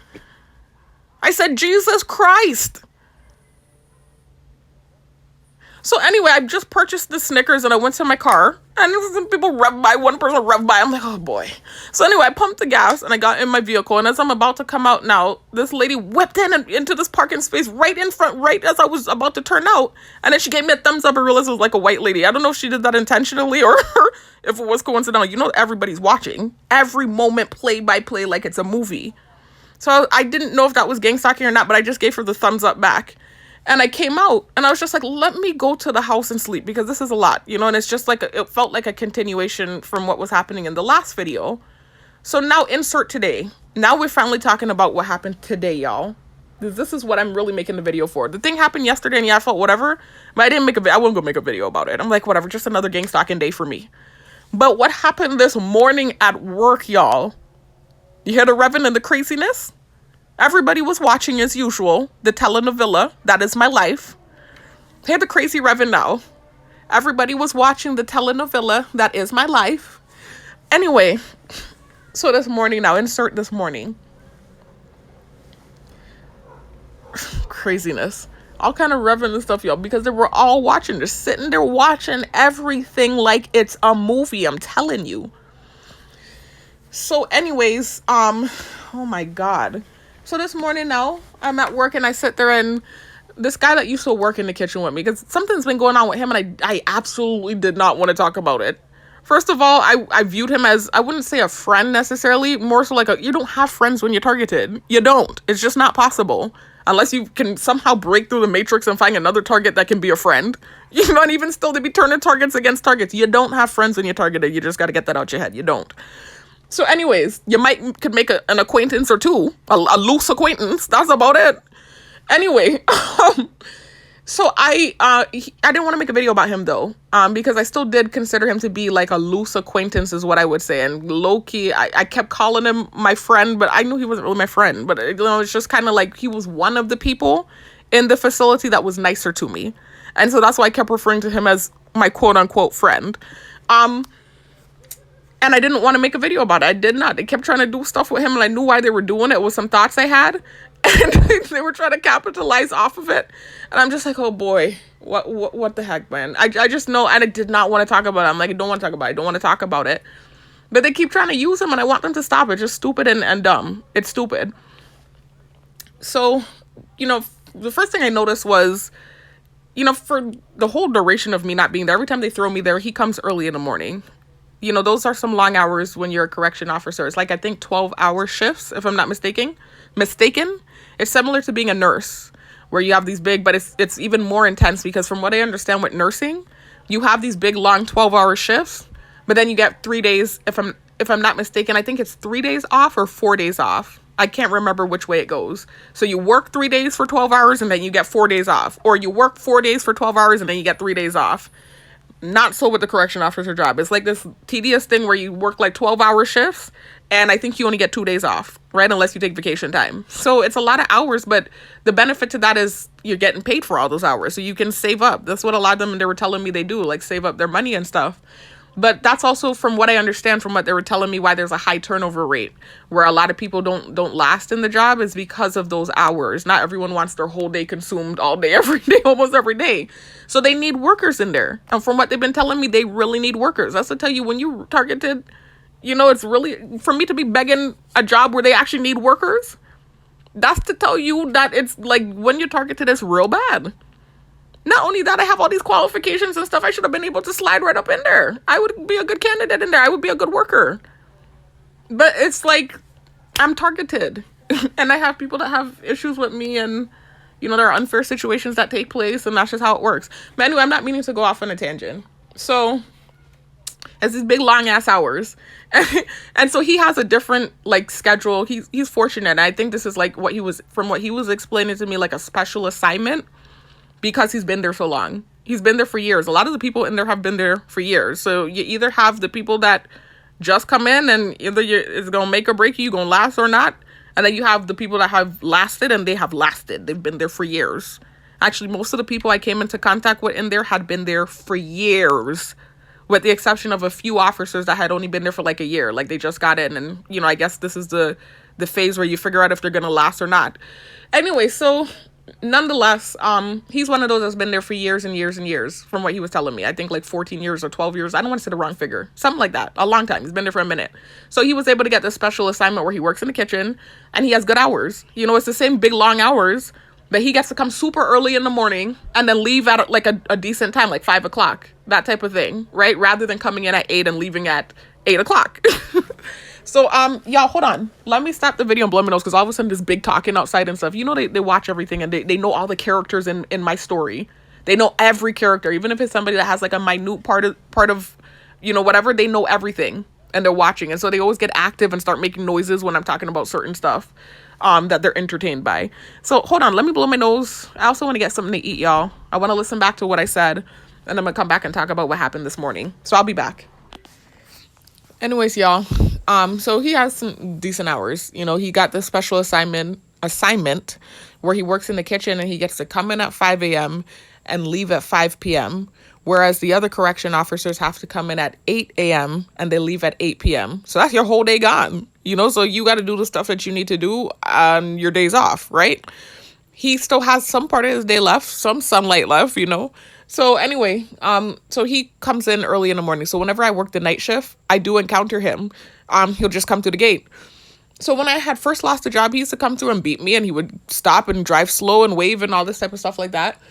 And yeah, it was pretty cool. I wasn't like ducking and dodging, acting awkward. And what happened is it's a hot mess. I was thinking about the job, and so when I was working there, right, I've talked about this already, there were certain people in there that were hinting to me why things were going the way they were going in there. Like, basically, people think I'm a bitch, is basically what they were hinting to me. Certain people, and he was one of those people. But the thing about it is, when I first started working there, like I said, that first week was very rough. I said that in one of those videos where I was telling y'all about the job, right? That first week was like a hazing week. And it was like, either you gonna last or not, target. Like, they were really rough and mean that first week. It was real bad. And he was actually one of those people that was being real mean. He was doing some directed combo that was really freaking mean. So anyways, I remember then when they finally, they were putting me with different correction officers, because that's how it works when you're a cadet. Remember, that was what the difficulty was for me as a target. I'm not a regular cadet. I think already they're probably annoyed whenever they have to have a cadet up underneath them. But for it to be me, and you happen to be someone that has a personal problem with me, because there's a lot of people in there that have a personal problem with me due to the targeting, then it's worse. So it's like, oh man, I got to get the rookie today, and then I don't like the rookie, like, you know, and then to make matters worse, my thoughts are projecting. Remember, with the neuromonitoring technology, they can hear my thoughts in real time. So everything I'm thinking, they're hearing it in real time. And so the angst of them hearing my thoughts, and then the kind of mean, rough treatment I got that first week. Oh my God, whenever I would sit underneath one of them, it's like my brain would be popping, you know, ticking, like stuff popping in my head. I'm trying to stop it because I don't want to, you know, and the more that's happening, the more they're getting annoyed. And then everything I'm doing is annoying them. And, you know, not all of them moved that way with me, but a lot of them were like that, like impatient. And it's like they were annoyed that I had to sit up underneath them. And you can imagine too, it's annoying to have the cameras on you. So it's this thing where my situation becomes your situation for the day.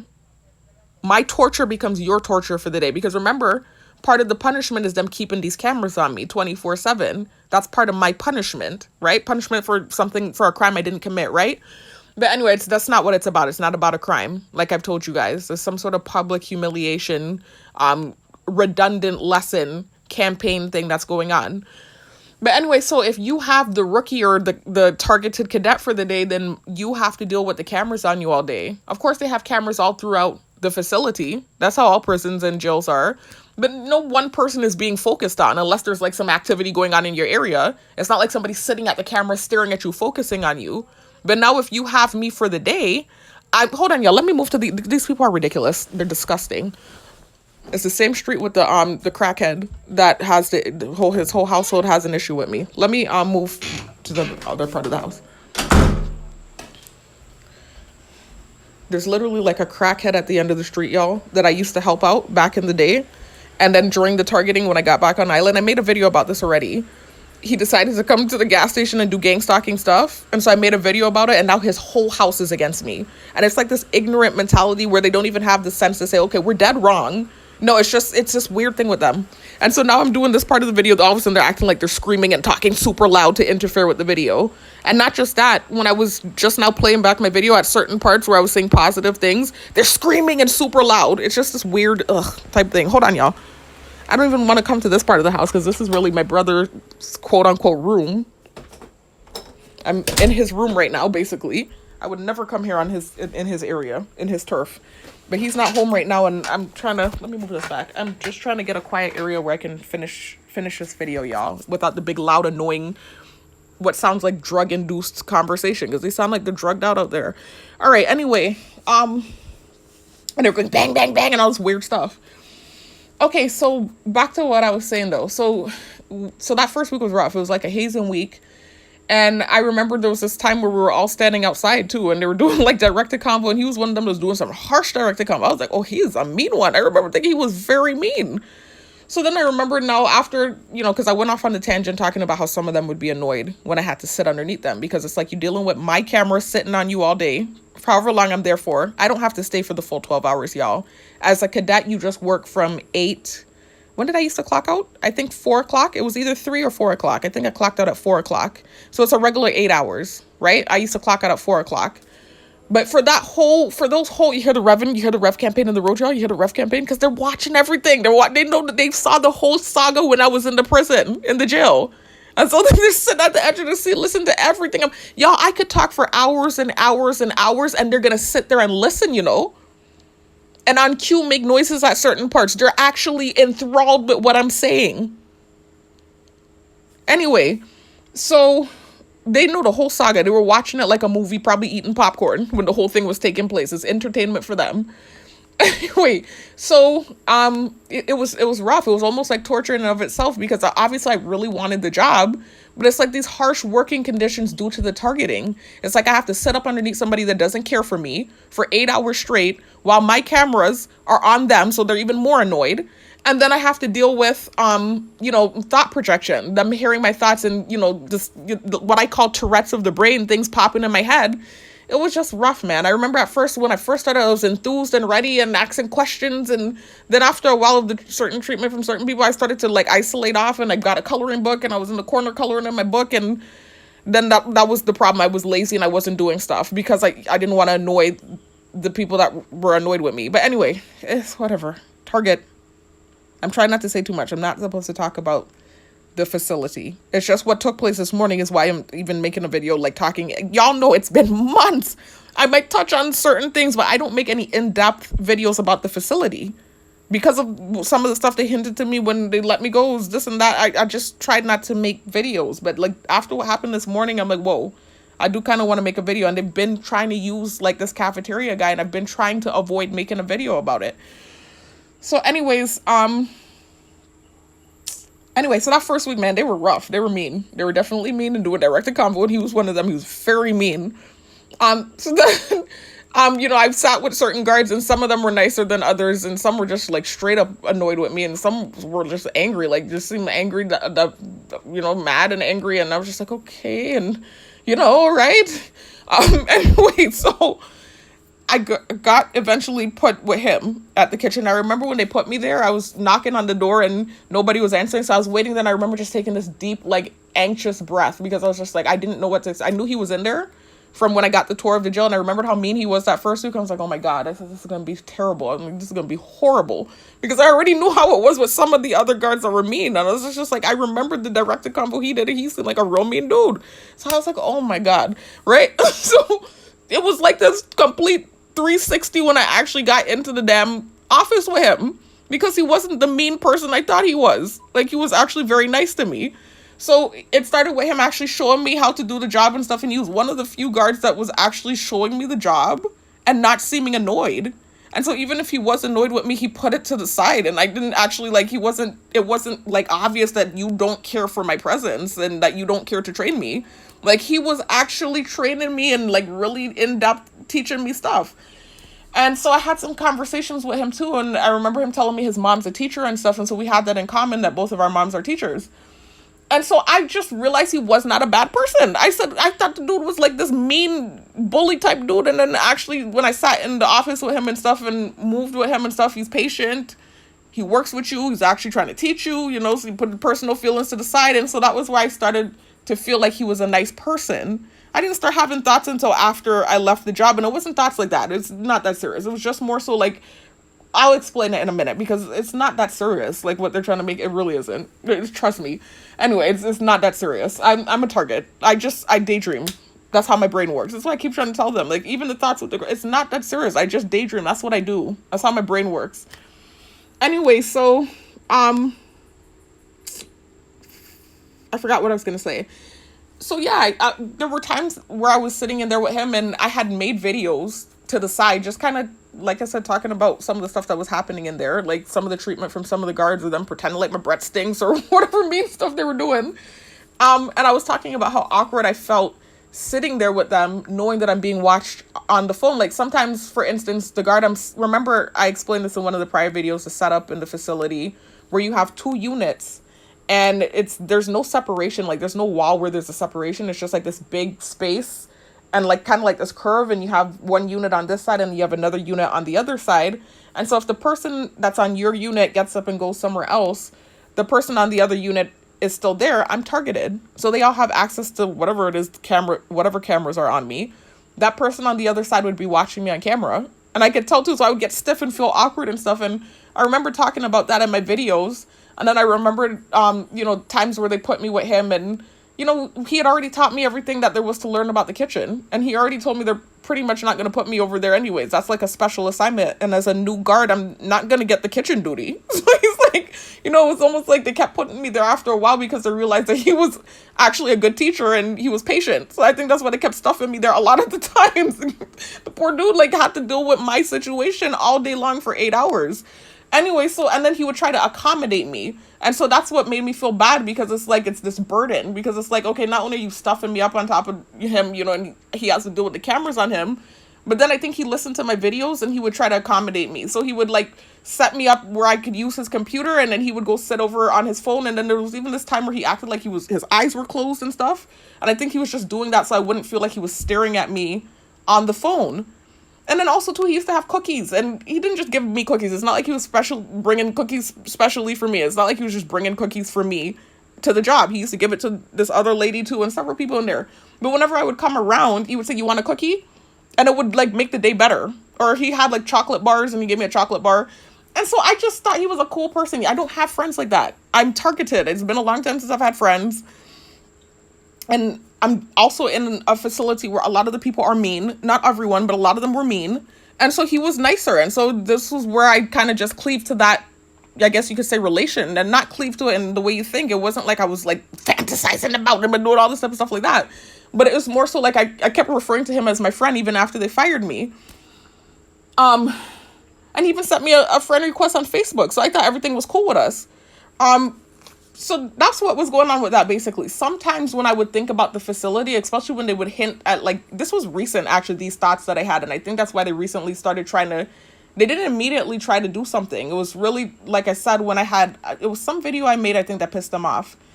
And that was when he recently did the mean thing. So what happened is, what was it that happened? They started hinting I was going to get my job back and stuff.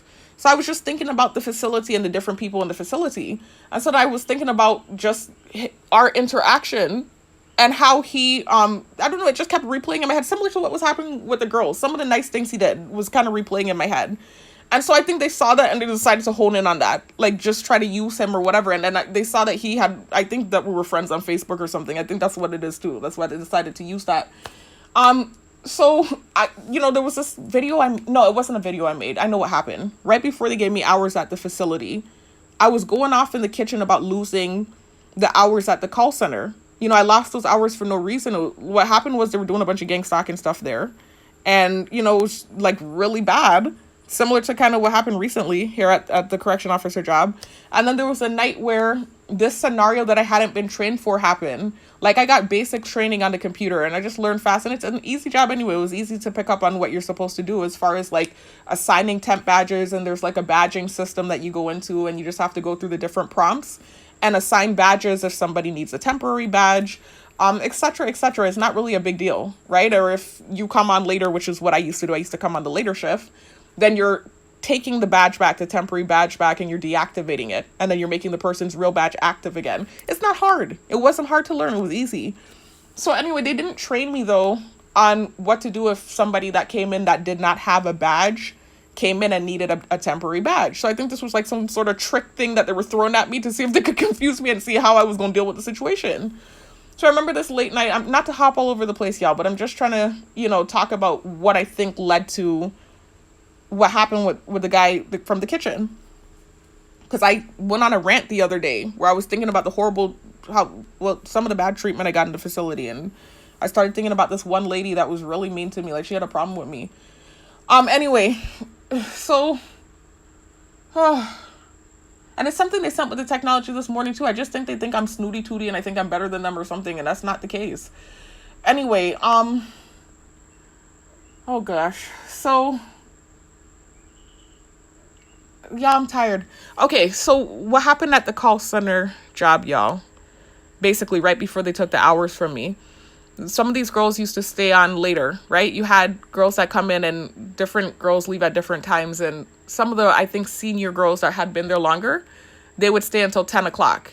My shift was from 4 p.m. when I did have the call center off hours when I was working the security post at the call center, right out with the computer. Remember, I told you on recent videos that they pulled that from me and it was unfair how the situation went. So I went in there and I would be there from 4 p.m. to 12 a.m. That's when I would get off. So those girls that work in the call center would leave before I got off. Typically, they leave at 9 o'clock, but sometimes some of them would linger and stay back until 10 p.m. And I think those were the senior girls because I remember one of them being a manager and, whatever the case is.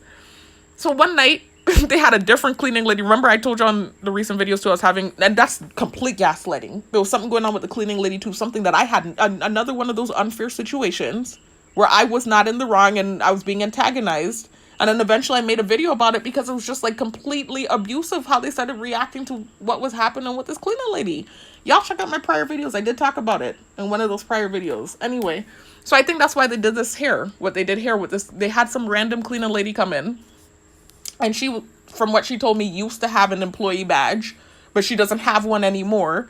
But she's just coming in tonight to clean. And so she said, well, usually they just go in the system and give me a temporary badge. And I said, okay, well, give me a minute. I said, I'll get you a badge. So she's sitting there and I'm going through the prompts, right? And trying to figure out how to do this for somebody that doesn't have a badge. They never trained me on how to do that. So in my head, I'm like, well, I know there has to be something in the system that I can find where I can assign her a badge even if she doesn't have a badge, where I can still assign her the temporary badge. Like maybe I put her in as a guest and then create the temporary badge. So I was going through the prompts and trying to figure out how to do it. And they saw me. They're watching me as I'm doing this. As I'm looking through the prompts, they're watching me as I do it. And so I put her in as a guest, a custodian guest at that. That's what I put her in as, and I tried to assign her the temporary badge, and it allowed me to assign her the badge, but the badge was inactive. Every time I'm swiping it, it would not open the door. So I start hearing the girls in the back start cackling loud. They're cackling and cackling, and it's just this loud, similar to what was just happening outside. Remember what I told you made me move to this room here, my brother's room, is because these people at the end of the street, with the guy that has the household that are enemies or have a problem with me because of something he started, where they're doing this loud kind of, it's like this tactic they do where they start getting real loud when something embarrassing or they think something embarrassing is happening. So they were just cackling and being super loud. And I was like, ah! And I was just like, what is going on? I've never heard them being this loud before in the back. And I said, I know I'm not doing anything wrong. I said, I was never trained on how to do this, but look at what I'm doing. And I started moving very slowly.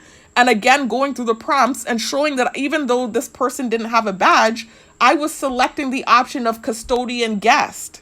And then I was trying to put her in the system and give her a temporary badge. So I said, you know what? Let me find a loophole. Since this isn't working, let me see what I can do to get her in the system. So instead, what I decided to do was I gave myself a temporary badge. So I created a temporary badge for myself. and I gave it to her, and my badge was still active. I left my badge active, and then I gave her a temporary badge. That way she could get into the building. And then in the logbook, I wrote down that the temporary badge was taken out under my name, but assigned to the custodian worker. So when I did that, they got quiet in the back. And so she looked shocked when I did it, because eventually I had to open the door for her and just let her go back there. But all well and trying to figure it out, I'm hearing stuff slamming down. I'm hearing the cackling and stuff. And so then when I figured out what to do, some sort of loophole so that she could have a badge to utilize while she's there for the evening, I go back there and I give her the badge. They all got quiet. It was silent. All the loud cackling and stuff stopped. And she looked surprised too. And I remember I handed her the badge. And then shortly after that, they left and they had like these somber expressions on their face. And then they told me goodnight and they were gone. But I noticed shortly after that, then that was when the hours were stripped for me. All of a sudden, I'm not at the call center anymore. I'm like, what? And I was like, what the heck? Like, this is the type of stuff I'd be dealing with, man. It's just completely unfair stuff. Anyway, so I didn't mean to go off on a tangent about that, because I haven't even really talked about that in detail in video. It's just still something that bothers me, but I just kind of played it off because then they made up for it, where they put me at the facility, and it seemed like they were going to give me my job back. So I was like, okay, But right before they gave me the hours at the facility, I remember there was an evening where I was just I was venting about, all the unfair stuff, because again, it was a day full of torture. I don't remember what had happened that day, but I remember I was in the kitchen just ranting, going on about, how I know what the real problem is. And I was talking about the call center and what they did to me there. And then I was talking about at the facility and how one of the ladies was just angry with me for no reason. It was just like every time I was around, she was just like angry. And I'm like, why are you angry? Like, she was so angry, and she kept yelling out. She did it several times. We have too many chiefs around here. Now, she's been there for years. This is an older lady too. Like, some of them that are around my age are all actually pretty much older than me. Actually, I think the guy from the kitchen is the only one that's my age. The guy from the kitchen, coincidentally enough, is my age. And then I think there's a couple of them that might be a little younger. Like, one of them, I think, like the office lady, one of the office girls, I think she's a little younger than me. But for the most part, most of the correction officers are either older than me, or I don't even want to say my age. I think they're all older than me, with the exception of the guy from the kitchen, if I'm not mistaken. It's either a little bit older, like a year, like 2 years, 4 years, maybe 5 years, or much older, like you're older, like you're an older person and you really have some years on me. Like, you are boss. Like, what the heck? So anyway, this lady that like always seems so annoyed with me and angry, she kept yelling like, this thing about, we got too many chiefs around here. There's too many chiefs. And she was doing this directed convo one day, and she said, if you have all these degrees, why are you even here? Da, da, da. This is what she was saying one day. Yelling this, and she was like really angry, and I was just like, why is she so angry? And she's like, always so mean to me and stuff too. Like, I'm just like, what the heck? I remember I even tried to like find common ground with her. I was like, maybe if I let her know that we might be family, she'll be nicer to me. So I remember telling her, my mother's maiden last name is the same last name you have. I said, is your last name from St. Thomas? And even if it's not, it's still probably a relative, right? Because the two islands are very close. And typically, if you share a last name with someone from the neighboring island, they're still probably like related to you. Anyway, she said no. She just said no real quick. And then I eventually put two and two together that the last name belongs to her husband anyway, not her. So even if it is a relative, it would be her husband, not her. But also, another thing that I realized is that last name also comes from the Down Islands. Because I remember there was this guy I went to high school with, and he had that last name, and I was telling him the same thing, because him and I had kind of become friends in class. And I was telling him, that's my mother's maiden last name. You might be my cousin. And then he was explaining to me that he was from Antigua. And so I said, well, it still might be related. You never know, right? And so, anyway, I was trying to find some common ground with her, and she just kind of like, no. And then I was like, okay. Whoa, you do not care for me, boy. What? Anyway, so whatever.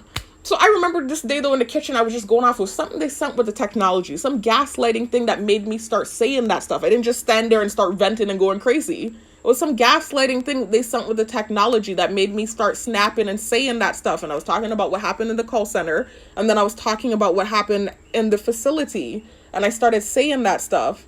And so then, after a while, I caught myself and I went and lay down. And then next thing you know, I noticed, like, a few days later, I saw that I had hours at the facility. So it seemed like maybe they were going to actually give me a position, and I didn't really know. And then, well, they're chirping and chirping like they're going to do it. I'm so confused. Like, they keep doing this. And then like horrible gang stalking stuff happens and I'm confused again. Anyway, y'all, so when I actually got to the facility, I'm almost done with the video, y'all. They're making it like they're gonna give me the position. Look at all the noise campaign now, but they've been doing that, and then horrible stuff happens. I'm like, I'm so confused. Anyway, let me finish the video because I still want to nip this thing in the bud with the kitchen guy. You know, because I want them to stop trying to use him, please. It's just like, stop doing that, please. All right, so anyway, forgot what happened though. So then now the first morning when I actually get there and I do the night shift and morning time comes, I'm standing up thinking him and I are cool. So I'm not ducking down thinking I need to hide or anything. And he drove and again, he stopped like he normally does, but he did this thing with his nose, like he skinned up his nose at me. He never does that. You know, even I had these thoughts about him and it was really just like replays in my head about some of the things he used to do, like how he would, I'm sorry, I'm not, like, it wasn't a shoot shot moment, so please don't do that. It was just more so like me thinking about the facility and if I did go back in there. And then I started thinking about interactions with different people. And so then I kind of replayed some of the moments with him. It's not a big deal. Like, it really, it's not like I wrote him, I didn't like his stuff or anything like that. We're just cool. It's not a big deal. Anyway, so nonetheless, I think that's why they tried to use him though and embarrass me. That's why. And so anyway, so there's another thing to talk about. Oh my God, this elephant in the room that I don't want to talk about. This thing that they did this morning. And it's this thing that, the reason it started with him is because of a conversation he had with me. I'm gonna get there in a minute, right? So anyway, I want to hurry up and wrap up the video. So that first day when I was on, back at the facility, he drove and he skinned up his nose, embarrassed me so bad. I'm like, what? I said, what? He never does this type of stuff, right? Like, he hasn't done anything mean like this in a long time. I was like, as far as I know, we're cool. We're friends on Facebook and stuff. I thought we're cool. So anyway, he slides into the gate and so I'm now sitting there feeling embarrassed. So now every time he comes through in the morning, I don't stand up. I sit down. I know his vehicle just like I know all the other vehicles and the license plate numbers, and I write it down. And I'm not standing up. But I remember like that morning when it happened, the birds were chirping and the supervisor even called and he was kind of, talking to me like this kind of way, like it's this like thing that they tried to do with it, right? So anyway, after that though, they didn't really use it like that. They kind of do chirp when he comes through, but it's not like this. I tried to play it off and they let me play it off. Like they stopped, right? They kind of held it down with that, right? Then next thing you know, now this morning happened here. And the first thing that happened was he just drove through like he normally does, and he slowed down and he went through, and I've been ducking and hiding from him, basically. Not hiding, but like, embarrassed about whatever, and trying to avoid conflict or drama. As soon as he drove through, I'm on my phone and I was on Hulu or one of these things I was on, and they do this thing where they send ads. Sometimes, like when a moment happens, they'll send an ad with sensitization on purpose to create something. And so I remember they sent an ad and it was saying like, okay, there's this thing where they're making it like I said people are fat. And I've never said that. I've never done that. What happened is not last year, y'all. It was 2024. I was in the store, right? And they do this thing where they gang stalk when I'm in the store. And it's like this antagonizing thing. Well, they'll send certain people in sensitizing colors, like army or yellow or now green and, these different colors to sensitize. You know how it is with Targets. They have different colors that they use on different people. And then they have universal colors like the red and white, etc. So I remember this time here, this was, again, not last year. It was 2024. That's how long ago the thing happened, and I never called anyone fat. Anyway, so there was this guy in there. He looked like a middle-aged man, and he was with his son. And I used to do this thing. I still do it, but I try to, scroll through the list quick now so people, and they still do it sometimes, be lingering in the area where they know I'm about to get a grocery. But I try to scroll through quicker now ever since, they started doing that tactic on me. But I'll go through my list, my grocery list, and I'll see what I need to get. And I'll go to the area to get whatever it is I need to get. And sometimes there'll be a gang stalker there. So I was going through my grocery list and I needed cheese. This was back when I was still doing dairy. And I went to the cheese section, and in this store specifically, there's like this little small ass cheese section. And so this guy's blocking the whole cheese section, him and his son. And he has the army pants on, and he's acting like he's looking at the cheese slow, and then he looks up at me in this antagonizing way. And so I remember that was back before I was like holding my tongue and, stopping myself from having these nasty reactions to people. And it was like a bunch of bullying back then too. This was when, a bunch of crap was happening, with the targeting. So I remembered I said, he did have like an extended stomach. His belly was a little big, but he wasn't overweight. He was actually a relatively skinny guy. And anybody that knows about health and stuff, if you're into that type of stuff, You know that people that have, you know, like an extended stomach, but they're underweight, or they're not even necessarily underweight, like average weight. Like, so it's not matching your weight. Like, you have this round belly, but it's not matching your whole body. That's often indicative of like liver issues. Like, you might have fatty liver or liver cirrhosis, etc. It depends. So anyway, I said, instead of gang stalking and blocking the cheese, why don't you go over to the fruit section and try to detox? And I said something about big belly, you know, something like that. That was back, like I said before, I was controlling my reactions and stuff. They took that little moment, and instead of focusing on the fact that he was bullying and antagonizing me, they just took the moment of whatever it is that I said and made it seem like I fat shame, or like I call people fat. First of all, I have body dysmorphia issues too, which I accidentally revealed. It was an accident. I was trying to be transparent in my videos, and I told them that I have an issue with body weight as well. The opposite, where I feel like I've always, when I was younger at least, not in my later years, it was more so when I was younger, I always felt like I was too skinny, and like I wanted more curves or more meat on my body, because I do have an athletic build. I'm naturally athletic, and I've always had slight curves, but it's not like I have this big bussin' bana booty. I don't have these big bussin' breasts. I'm more of a petite, lean female, and I've always had like a muscular frame. So and not just muscular, I was very petite. I used to be very skinny. I showed y'all the video. I'm not going to pull it up again right now. In the last video, the last clip, I believe it was, I showed y'all how skinny I used to be. So anyway, I know what it's like to have body dysmorphia. It doesn't matter if it has to do with you having extra weight, or you feel like you have extra weight, or the opposite. It's the same thing. So I'm not going to bully you about your body weight. I don't call people fat. I don't do that. But literally, this man was antagonizing me. I'm like, God, I can't even just shop and grab a few items without dealing with this stupid bullshit.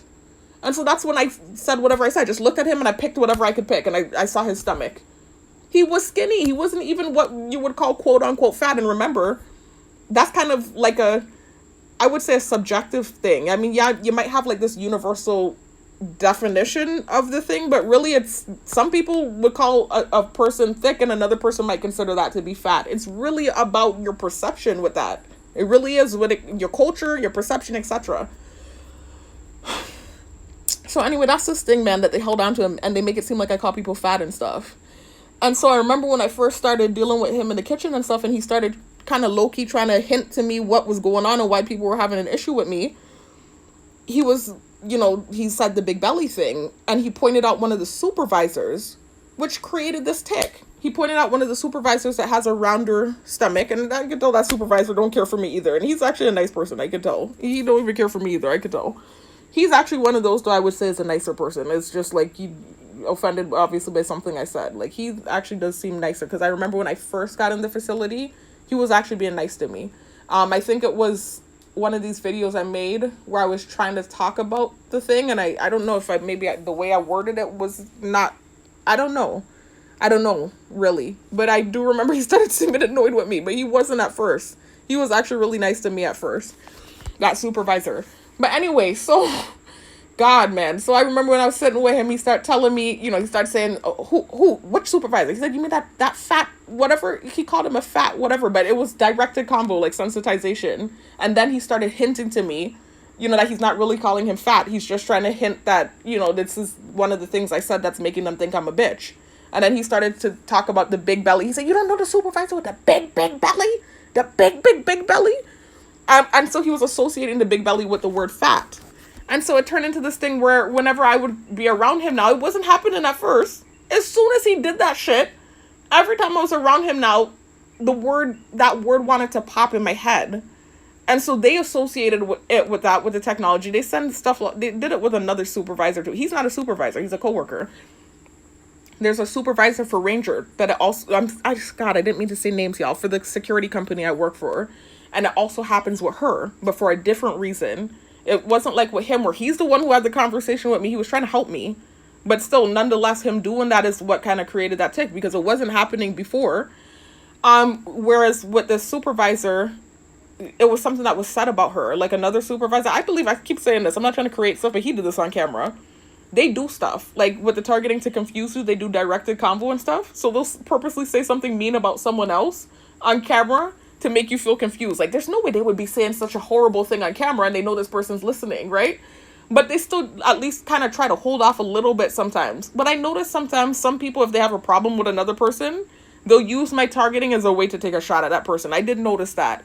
It was the stuff he was saying about her, this supervisor. And I don't even want to talk about him. I haven't seen him in forever, and I'm just going to leave it that way. I even had an issue kind of with him, with like this directive he gave me that apparently wasn't a real directive. And I went to private school with this guy back in the day, by the way. You know, he was way older than me. You know, I think my mom taught him or something like that. And from what he was telling me, apparently he's half white, half, I forgot what it is. It's some Spanish nationality. I can't remember what it is. Like, his mom's Hispanic. I can't remember which nationality. And his dad was like a foreign white. So from somewhere, one of those foreign places in Europe. I can't remember. Anyway, so I did go to private school with him back in the day, but he's like way older than me. And he was telling me he saw my Facebook, and we were having like conversations and stuff, and he seemed okay. He didn't seem like kind of like a cool guy, and then he's just, I don't know. Anyway, so he was doing directed combo, and this was before I think this was before I said the thing about the belly thing. I think he was just doing directed combo and trying to be mean I think he has a problem with her, that supervisor. But he was describing her, and he said, you don't know that let me not go into the details about what he was doing, right? They all saw it on camera, what he did. But anyway, after he did that, it became a tick with her. Like, anytime I'm seeing her now, even now, it's still a thing. It doesn't always happen. I can oftentimes block it out, but a lot of times it's like that thing is popping in my head whenever I see her. So that was something that wasn't really her fault. It was something that another supervisor did that created that tick. Whereas with this guy, I don't want to say it was his fault. He was trying to help me. But at the same time, him doing that is what created the tick.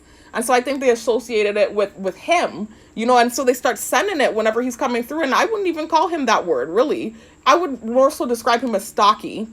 Like, to me, he looks more sturdy. Like I said, it's a definition thing. It's based on perception. Some people look at me and call me a stick, and then some people might say I have some body, right? So it's the same concept and the same perception. Some people might look at me and say I look super buff and like too buff for a female. And then some people might say, damn, she looks good. She's really fit and in shape. So it's really a perception thing. But to me personally, I wouldn't call him that. I think he's stocky. He does have meat on him. But I wouldn't call him that. He looks more stocky and like strong up. Like one of them strong up type of stocky type of dudes. But he does have meat on him. And so I think now that word pops in with him, it's like created this thing. And so it's just like, I can't even help it. It's like the angst of it popping in makes it want to, it's almost like equivalent to what I said happens with white people. Where the word associated with the offensive ideology that I shared in my car a few years ago out of anger, like 3 years ago or whenever, pops in my head sometimes when I'm in their presence. It's not that I want to call you that. It's just the angst of that word popping in because that sensitization is there. It's like the fear that it's going to pop in makes it want to pop in. And the best example I can give, they know how this works. They sent it with the technology. There's this girl that actually has real Tourette's. So it's not like a brain thing. It's like, remember I keep equating what happens with my brain where things pop in and they can hear my thoughts, things I don't want to pop in. Remember I keep equating it to Tourette's. And Tourette's is where you yell out embarrassing stuff, curse words, expletives, profanity, whatever. Things you don't want to yell out. You start yelling it out at random and you can't control it. And that's similar to what happens with the brain when you're microchipped and people hear your thoughts. It's this psychological thing where like whatever you fear will pop in is likely going to pop in and you're trying to stop it. You're trying to stop it. Similar to what happened with the Italian guy in the gym where his name was popping in my head. Anyway, so they sent me with the technology, this girl on the airport that has true Tourette's where she's yelling stuff out. And she reached a TSA and there was a sign that said no guns. And so she started yelling out, I have a gun! I have a gun! And she tried to hold her mouth. And it was real. It was not a fake scene. It was real. She was really there. I have a gun! And they're trying to help her, and she's just like, she couldn't stop it, you know? But they knew she had Tourette's, and they were documenting it and stuff, so obviously people weren't panicking. But imagine if she were just there with family, and the people around didn't know that, you know, she had Tourette's. They would have thought that she was some nut that had a gun. But anyway, it's similar, so they know how this thing works. They sent an example with the technology, so they know what I'm going through. So anyway, that's kind of what started happening with him. Ever since he was trying to help me, and give me the example about the supervisor and, you know, one of the bitchy reactions I had or whatever. And so it turned into this tick with him. And so it doesn't help that even though he's not, to me, in my definition or terms of it, I wouldn't call him that. He's still stocky. He does have meat on him. So that doesn't help. And then now this word is popping in. It's like they created this thing with the technology and stuff. Obviously, he feels resentment about it. I'm sure. I can't help it. I'm trying. So anyway, now I'm sitting there. There's already this weird thing with him now. he's driving through the gate, and I'm ducking every time he comes through. I'm just kind of ducking down. I don't want to create something weird with someone I might work with, so it's like I want to get past that. But it's just like it's this thing now, like it's this awkward thing. But that kind of hasn't been a thing in a while. It was more so just the awkward thing about me replaying thoughts in my head about when he was nice to me, and then them trying to utilize him whenever I pissed them off, like recently. The other thing that I was just mentioning, it hasn't really been a thing in a while. Sometimes my brain will tick when he comes through, but it really hasn't been a thing like that in a while because I haven't been close enough to him to where it's like I'm sitting up underneath you now and it's happening. But this morning, after he came through, purposely with the technology, they put on an ad right as he drives through, talking about cutting the fat off. Something about cutting the fat off. We need to cut the fat off the meat and the fat and the fat. They kept saying that. And so then I heard revving, and so I just sucked my teeth and I changed the thing quickly. So then after that happened, I noticed shortly after, like, he left the gate. This was a while after, actually. It was like the moment happened and I felt like, okay, maybe it just passed. Maybe he didn't see or whatever. The moment happened and I'm sitting out there. They always do this. Every time I'm out there, they start sending embarrassing stuff with the technology while I'm sitting there and having to deal with the guards coming in and stuff. So they put on this story about this guy, and it was this long tale of lies. I was watching one of these Law and Order shows, y'all. One of these, like, First 48 type shows or Snapped. And it was this guy that was my age, coincidentally. And he had his own business and, everything that was going the right way for him. He wasn't targeted. He was living a thriving life, even had a fiance, etc. And he was murdered. And so, when they're going through the suspects of the people that murdered him, one of the suspects happened to be an unemployed security guard. So, just kind of like low-key trying to take a dab at me with the technology. Then, when they said that, I heard the chirping happen.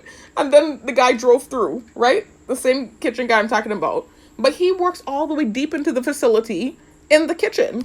So there's no way that he trotted down all the way from the kitchen quick enough to hop in his truck and drive through to gang stalk literally like a minute after that played on my thing. So I didn't really think that was gang stalking unless he was just sitting in his truck waiting to do some gang stalking stuff, which after what happened this morning, that might have been what was going on. I don't know. Look to bite me. See? So that might be what was happening. Y'all, hold on. Let me go back to my room.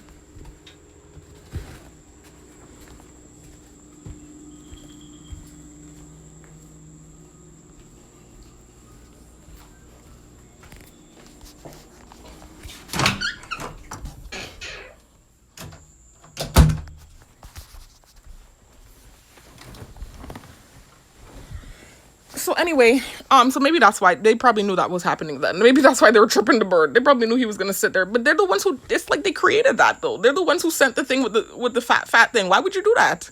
Like, I don't understand that. I could see if they saw me purposely, like, to be spiteful, like type in, something like that, like I'm trying to be a bitch or something. I didn't do it. I don't understand. So anyway, whatever. So he drove through and chirping the bird and stuff. And I'm like, I even was standing up for the situation. Like, there's no way he came all the way down from the kitchen to hop in his truck and drive by like a minute after that played. There's no way he moved that quickly. So, after that, he comes back in eventually. And, I'm sitting there. I just kind of like completely forgot that he had left and came back and whatever. I'm not thinking anything of it. They start, also in that same story, y'all, with the unemployed security guard and stuff, later in the episode, he came back in the gate now while the episode is still playing, while they're still going through the suspects and stuff. Eventually, before the episode ended, he came back in the gate now. And so I thought he went back in the facility, but he did not go back in the facility. So eventually now they get to another person in the episode and the person who actually did the murder. And apparently it was this guy that had this Ivy League education, but he was selling t-shirts out of a tent. And so they started to chirp like crazy when that part played. I'm like, why are they doing that? First of all, I don't have an Ivy League education. I do have a degree. It was from a private university, but it wasn't an Ivy League one. I wish. And second of all, I'm not selling t-shirts. I'm an employed security guard that has aspirations and goals. Like, I'm like, why are they doing this? Right? So anyway, I remember that part played and they were chirping and going crazy. And then shortly after that, this girl that they try to utilize on me as well. Another worker in there. She's Hispanic. I don't know why they keep trying to use her. I don't know if it's because she's Spanish. I don't know if it's because she's good friends with the girl that I had the dream thing about. I don't know if it's both. I don't know why they keep trying to use her. I don't know. We haven't had anything really. Personally, I haven't had any, like, there's been no dreams about her. And there's been no anything major with her. I mean, I could tell she didn't really care for me when I worked in the facility. But then eventually she did start kind of being a little bit nicer. But the only thing with her is I remember her from the past, like in my early 20s. She was friends with my cousin. There's a cousin that comes down and visits sometimes that hangs with my sister and I. And that cousin is very outgoing and gregarious. So she has a lot of friends on the island and stuff. She actually used to be very close to us, like a sister to us. And some drama happened, and so we're not close anymore at all. And then I'm targeted now too, and it's just all my relationships are weird now. Everyone's doing stuff. So it's just not what it used to be. But anyway, back in the day we were very close though. And so we knew all her friends. And so I remember there was a time where I don't remember how she became friends with that girl, but I remember she was friends with that girl, and there was even a time we had drove up to her apartment and my cousin was talking to her and they were punging Melly or whatever they're doing, and me and my sister were just in the car, my sister and I. So I don't know her personally at all, but I do remember her face because I have good memory. I don't know why they keep trying to use her. Like, there hasn't been anything major with she and I, unless it's just them trying to push the Spanish thing. Remember I told you they tried to sensitize me to Spanish woman. I don't know if that's what it is. Anyway, they're chirping like that's it, I guess. Anyway, so nonetheless, she comes in and she drives in slowly, and then he's walking up, so you can tell it was orchestrated, because right as he's walking up, she's driving in slowly, and then she slows down and she stops, and he says something to her, something about some guy in some hut, some boot in there, that was in there, and then he comes to me and he knocks on the door and he says, hey, look at them revving by with the craziness. I'm not going by what the gang stalkers in the neighborhood are doing. I'm going by what the birds are doing and by what the plane is doing, because those are the people that run the program. I don't care about the people revving through the neighborhood. Anyway, so nonetheless, so he comes to the door and he starts saying, you see that paraman? He didn't say that. He didn't say that immediately. He said, hey, did somebody leave earlier? Somebody that was staying over there, and he pointed out like this. I thought it was an abandoned building. Apparently it's a hut where they be storing people or something. I think they have gang stalkers and they're watching me at night or something. I don't know. But anyway, he said, did somebody leave that hut there? And I said, no, not that I know of. I said, there was a man that on foot walked through the gate, and I gave him the time. And I said he had a gray hoodie on his head. And he told me he was coming right back. He's going to cash the check. And so he just did this thing. He shook his head and he went back to her. And she said, you see, I knew he wasn't going to stay long. And he said, nah, man, that paraman. So it was obvious directed combo. I'm talking about they knew he wasn't going to stay long and calling him a paraman. Now, that's island slang, y'all. You don't ever want to be called a paraman. That is a real insult. All right? Like, that's equivalent to if you're in the States or America, right? Think about, like, if you go down Skid Row in California or one of those places where you have, like, people that are drugged out on the streets and, like, they're paranoid and stuff. That's what a paraman is. Or you don't necessarily have to be on drugs. Just somebody that's very, like, mental, right? That's not right in the head. That's moving, like, is what it sounds like, y'all. Para, short for paranoid. Paraman, right? It's just accent with it, right? Island accent. Paraman. You don't ever want to be called that. That's a big insult. That's like the worst of the worst. Like, you calling you somebody that's basically out in the streets acting crazy and paranoid. And so they're like, man, I knew that paraman wouldn't stay. I knew that paraman wasn't going to stay. And then they go back there by the hut and both of them park up the car and act like they're searching, looking up and down for him. I'm like, why are they doing this?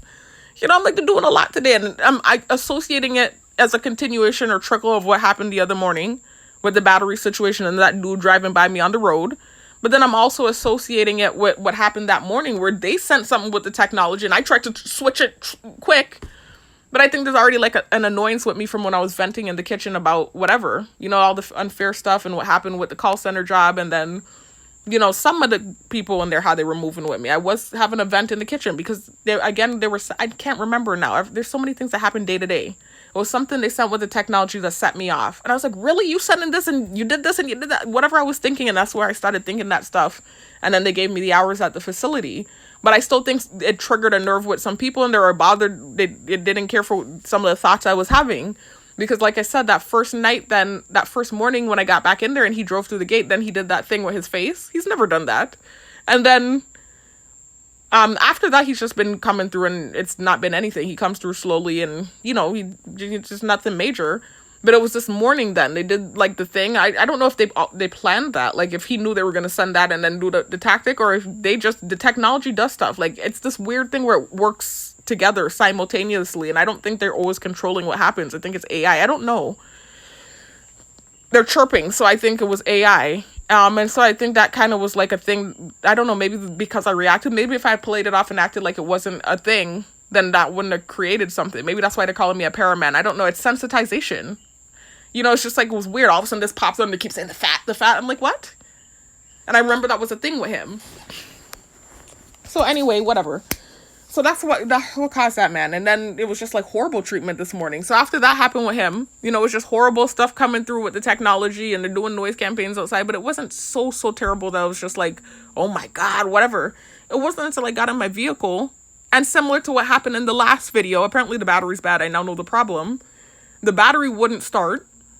And nobody would help me this time. It was like not a soul would help me, right? And so while I'm there playing with the battery, before I figured out I wasn't going to get help, or that it was going to take a very long time for me to get help, I remember I'm there playing with the battery, because this did happen to me, the same issue with the thing, when I was outside the store, and I was able to play with the terminals and actually get it to start.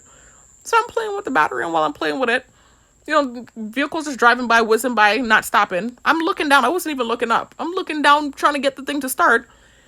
I see from my peripheral, like, this vehicle slow down, and then I hear somebody say, hey. So I look up and I look to the right, and it's this guy that has the same last name as the cyberstalking, cyberbullying dude, but he's from a different island. They're both from an island that's not this one, right? But the island that this guy is from is like the neighboring island to the island that guy is from. So I don't think they're related. Could be, but I don't think it's like a direct relation. It could be like some far distant thing, but I don't think they're directly related or they even know each other.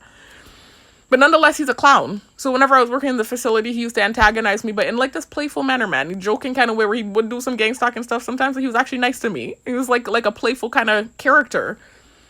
So you know, when he started doing the faces and like acting like his playful stuff, I'm like, yes, I felt relief. I thought I was going to get help for sure when I saw him. So I said, can you give me a jump, please? He said, a jump? And he started doing these jokey faces. And he said, well, I don't have no jumper cables. He said, you have jumper cables? So I said, no, I said, I don't. I said, and he did this weird face, but it was like, again, like the clown type playful stuff he used to do in there. He used to do that all the time. Like say one thing and mean something else and he's playing. So I thought he was playing with me. So when he, you know, started doing the faces and playing around like he don't have jumper cables, I said, you're lying. I said, you're lying to me. I think you're lying. I said, no, I need to do this face. And he said, hold on. He said, I go help you. He said, but you gotta wait. I gotta go clock in and stuff. I said, okay, no problem. I'm thinking the man is really coming back to help me. I'm never thinking he's gonna go and shoot in there and not help me. So I realized like a long time passing, almost like an hour passed, and the man never came back. I'm like, wait a minute, what the heck is going on? So I remember I even called the night supervisor because he was still in the facility. And I asked him if he had the number for that correction officer. He said, well, you know, he's right here. He's right here. I said, he's right there. I said, oh, can you ask him if he remembers me that I need to jump? I said, okay, hold on. So he could go for like a couple minutes, like a minute. He come back and he told me, you know, he said, everything's okay. He said he's going to give you the jump, but you got to wait. You have to wait. So I said, okay, no problem. I said, fine, that's cool. I'm still waiting. I'm waiting like almost like another 30-minute pass and nobody come. Right? So it got to the point where the night supervisor drives out now. And he said, he acted like he coming out and open and this and stuff. He said, you don't have jumper cables? I said, no, I don't. He said, I don't have none either. And I said, well, do they have any in the mechanic shop? He said, I ain't too sure, you know, I ain't too sure, whatever he said. And I said, okay, well, is Mr. So-and-so still coming? And he said, yeah, he coming then. But he said, I'm going to call him and make sure. I said, okay, thank you. He left. So I'm sitting there, I'm waiting still. It's like almost another hour passes. I'm like, wait a minute, what is happening? I didn't even bother to call my parents because I remember what happened the last time. They were not answering me and I didn't want to get embarrassed. So I'm like, let me just, you know, if I could just wait it out and I'm going to get the jump. Plus, my mom's teaching. My mom was actually at work. She's a teacher and she just started at a new school. You know, I've talked about this in prior videos. I'm not really going to get into her business, but she's at a new school. So I knew she wasn't available. My dad is like this sometimes. Like sometimes he has these like very flexible hours. Sometimes he's working, sometimes he's not. You know, that type of way like that. So I knew he was likely available, but is he going to answer is the question. You know, because it's just, things have been like rocky these last few months. Like the amp up in the targeting has happened. I've said a few things pertaining to certain things. You know, I've gotten, you know, certain treatment that made me say certain things. Bullying type treatment. And I've said certain things about why I feel like certain people feel certain ways towards me. And so I think that's made things worse. And so he wasn't answering. I mean, I knew he wasn't going to answer. That's why I didn't bother to call them. I knew they were not going to answer. I knew my mom was at school teaching. And I knew my dad was either doing one of these jobs here where he's not available or he's just not. I just figured he wasn't going to answer. Because the same thing had happened in the last video. But I'm not thinking I'm not going to get help. I just thought somebody was going to eventually just be like, okay, let me just jump her so she could go about her business.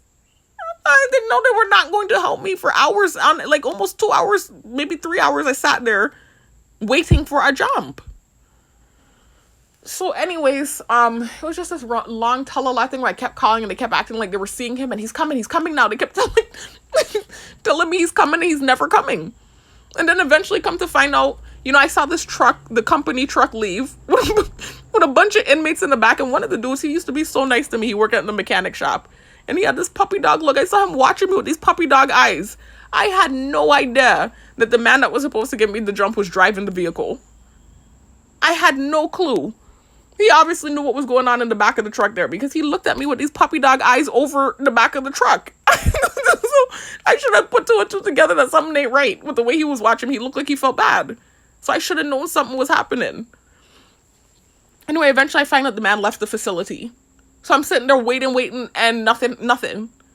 So eventually when I did try to call my parents and they saw that I wasn't getting a response, that was when finally, they had the same guy that helped me the last time, the white guy. He came through and he helped me and gave me the jump, and he even looked at my battery and told me it's expanded and it's bad and that's why it's not charging. So it was just a big tell-a-lie, y'all. It was a rough morning, but I was just like, why? What is all of this about? Like, what did I do now? To me, it just felt like fallout from the same situation with this guy that drove by my car. Again, the situation has nothing to do with me. I think it might have actually been a coincidence because he was driving from the airport. So he could have been dropping a family member off and he's probably off in some corner of the island laughing at the craziness. Or if it were him inserting himself, it was more so like, to say like, okay, be nice. Like I'm glad that you got help, take the advice, be nice. That's it. It's not a big deal. Because it was a positive message that they gave me. Like basically be nice and people will help you. It wasn't something to make a big deal about or the way that they kind of but it was just this trickle thing with him anyway, because like I said, what happened, when he crossed in front of my car and they landed the roach on me and stuff. And anyways, they were just again hinting like I'm gonna get my job. They keep doing it and make me feel like I'm gonna get my job, and then it's like these gang stalking stuff and I feel confused, and that's what's happening, y'all. This is a very long video, but I just wanted to document, this is part 2. I just had to talk about it. I wanted to clear the air with that thing, though, because I want them to stop using, creating some friction there with that. Because even if I do actually get back into the facility, God spare life, I don't want it to be this awkward thing with him, this, majorly awkward thing. Please stop. All right, y'all. Okay, I'm done. I'll talk to you in the next one. Peace out. Y'all, another thing I forgot to mention, it doesn't matter, irrelevant, but I just wanted to quickly mention this. After the thing in the gas station yesterday with the Spanish girl in the rainbow dress and the girl with the short pants, then when I left the gas station and I drove a little ways down the road, there was this fire truck just drove by me. So it was a lot, man. But anyway, I'm done. All right, peace out. Y'all, there's just one more thing I wanted to talk about that happened today. So after I left the facility, I went, I drove a little bit to charge up the battery so it wouldn't cut off when I turned it off. And then I went straight to deal with the battery thing since the maintenance man was telling me the battery went bad. So when I got to the store, I was expecting gang stalking because I was going off in my head. I was saying all kinds of stuff in my head. Not horrible stuff, but just, one of these moments where I'm just talking about how unfair what's happening is and whatever. So then I said they better not do gang stalking stuff because I will flip out today or whatever I was thinking in my head. And obviously, I always think that when these moments get real bad for me and I don't flip out. I don't ever flip out. They know I'm not going to flip out. Anyway, so I got in there and, as soon as I got in there, the girl that was behind the counter had a drink in her hand and she's sipping the drink, right? And then she eventually helps me.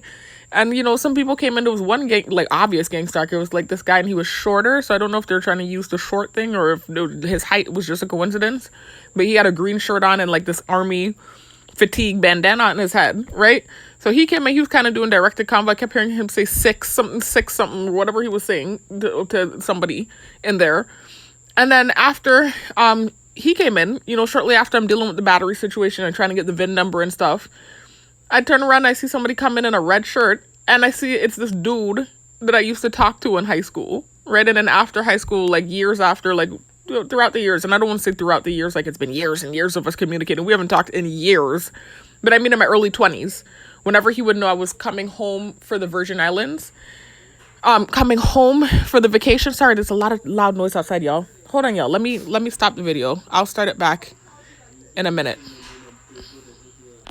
And anyways, y'all, um, sorry, I had some people coming in the door.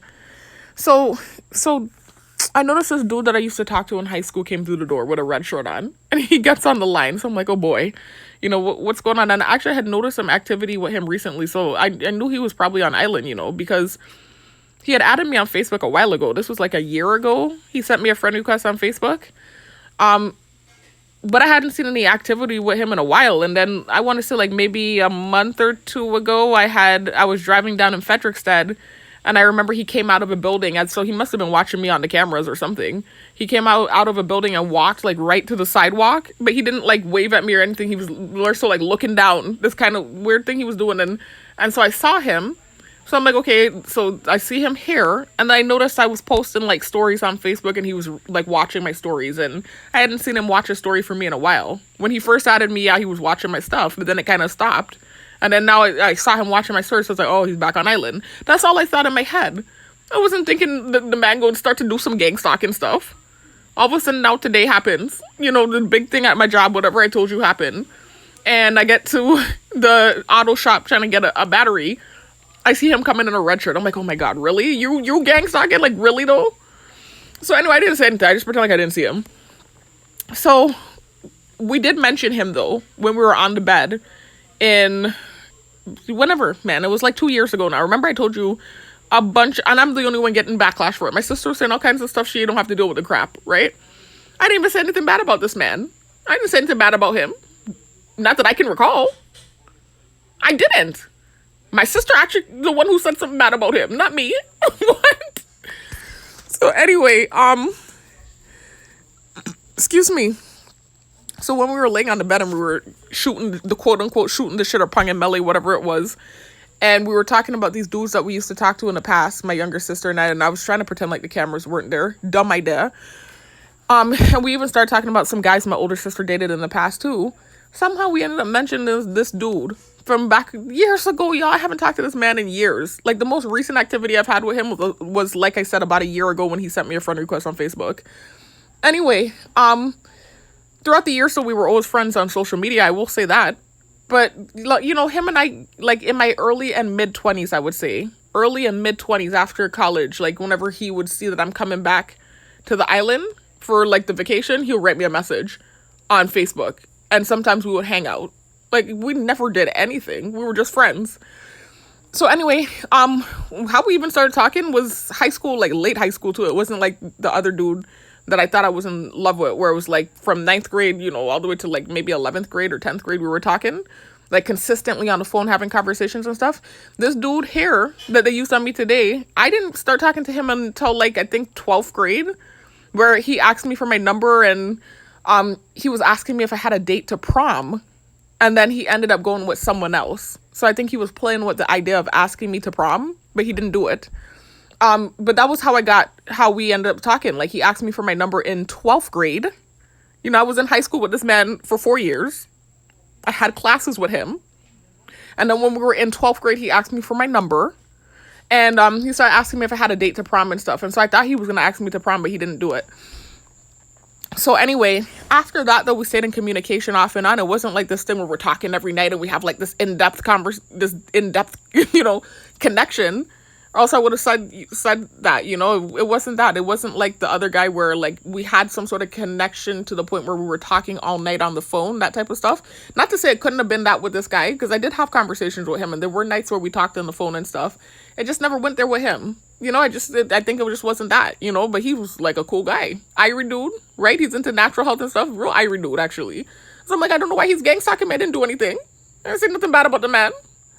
Anyway, so what the heck? So anyway, so while we were on the bed talking and stuff, we, like I said, we were talking about dudes from the past and stuff, and then we briefly got onto him. I don't remember if I brought him up or if my sister brought him up. I honest to God, I can't remember. I think my sister actually might have brought him up, but I'm not sure. They're chirping like that's what happened. So I don't remember, really. It was so long ago. All these dudes we were talking about, we briefly talked about them. I made sure not to say anything bad because I knew these people were watching, right? So anyway, so when we ended up talking about him on the bed, it was very brief. We were just talking about how anytime I was coming home for the vacation, he would write me on Facebook. And that's always, okay, I never made it like he was running me down. In fact, my sister is the one that brought it up. Now I remember, because I wouldn't have done that. I'm so paranoid. That's why they're chirping and saying that. She's like, you remember so-and-so? He used to write you all the time when you did that. That's what she said. And then I said, yeah, whenever I was coming down. And then she started to say when she was in UVI, she started telling the story about when she was going to college with him down here while I was away. She was saying she was on the bus with him or something like that. And she said he had these light color eyes that looked scary. And she said he was staring at her or something like that. And she said his eyes look scary or whatever she was saying. I actually do remember. Why are you gang stalking me? I'm not the one who said bad stuff. What the fuck? Anyway, I'm not trying to come for her either. But that's, she and I both have had dudes that have tried to talk to both of us, Like, this has happened many times before. There was the next one, the same dude that they used on me in the gym that has the same name as the girl's last name with the dream thing that I made the video about, that they used on me in the gym, that was doing the gang stalking stuff. And then I had to show the messages that he had just sent me, several messages before I tried to relocate off island. Because it's like, they're recruiting some of these guys that were like bitter apparently from interactions we had in the past and I didn't know. Y'all, anyways, y'all, sorry. There was noise. Somebody was leaving the house. And then, I ended up falling asleep. I hadn't slept, y'all. And I had work. I'm at work right now, actually. And so I went to sleep for like 2 hours and now I'm at work. And I said, let me just hurry up and finish this video. So for clarity's sake, what I was talking about in the last clip, because I realized I'm talking as if you all have seen these, all of my videos and you're familiar with these scenarios and situations. But that's why I always say at the beginning of my videos, if you're new to the channel, please don't start here, check out my other videos, because I speak to the viewers as if they are people that are familiar with my story and familiar with the things I've talked about in the past. If you've been keeping up with my videos, you'll know that there was a conversation that my younger sister and I had back in 2023. That's how long ago it was. Like, this was like a year after I had come back on island from trying to relocate and the targeting blowing up and going viral. And so my sister and I were on the bed, my younger sister and I don't mention family members. I try not to mention family members in these videos. I get backlash for it. I'm just briefly saying this because I've said this already in prior videos. We were on the bed having a conversation and, I can't use this. I can't because I'm saying, because I've gotten backlash, y'all, for recently with the whole drama that happened with certain people in my close circle a few months ago.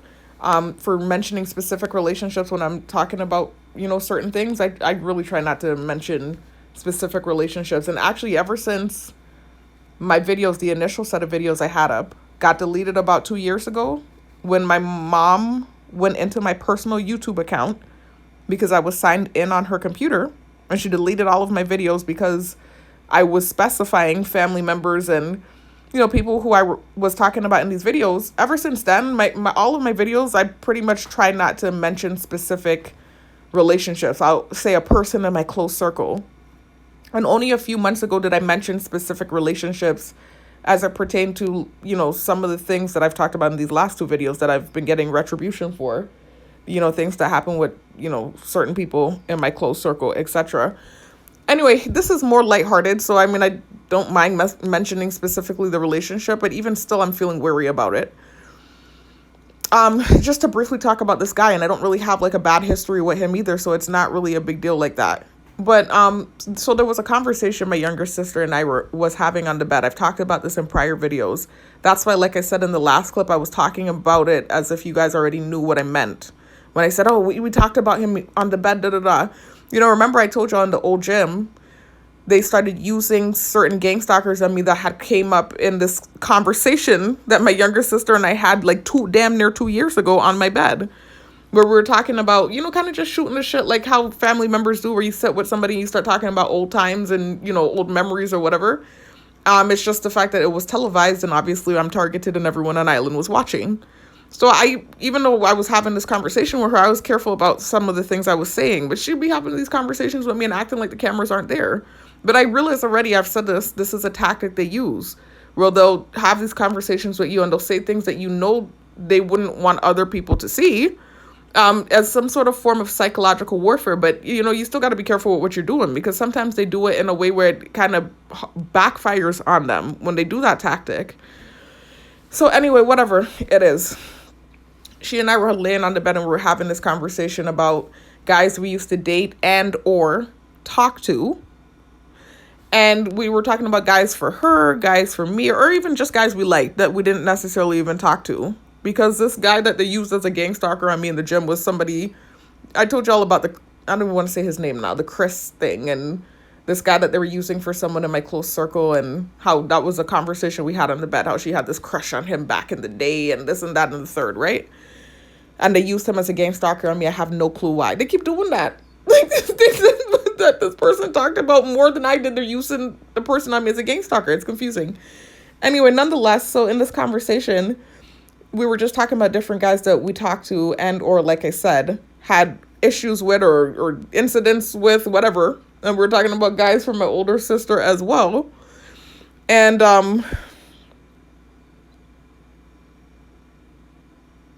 when we were doing this, they were watching, obviously. And so they took, some of these names and these people and started to use them as gang stalkers on me. So one of the guys that they used on me in the gym last year was, I told you all already, this cop, this notorious cop. And because my memory's so freaking good, even though I only saw him like once or twice in my life, and this was over a decade ago, I still eventually caught on to who he was. And he was someone for my older sister. We briefly mentioned him in the conversation. My sister had like 1 or 2 dates with him. That was it. And they started using him hardcore on me as a gang stalker in the old gym.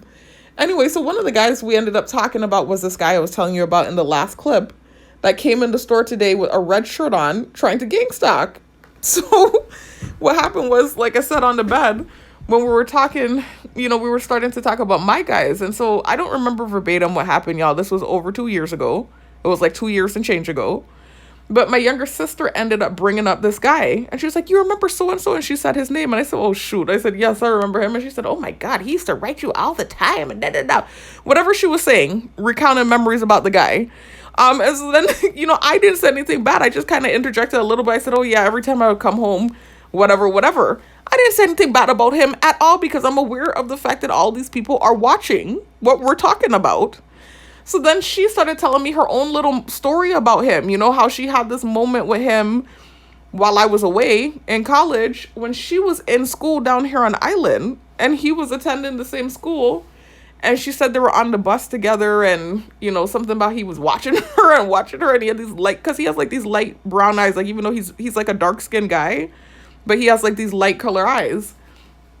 And she said he kept watching her and he had these like scary looking light color eyes and it was scary creeping her out or whatever she said, something along those lines, something like that.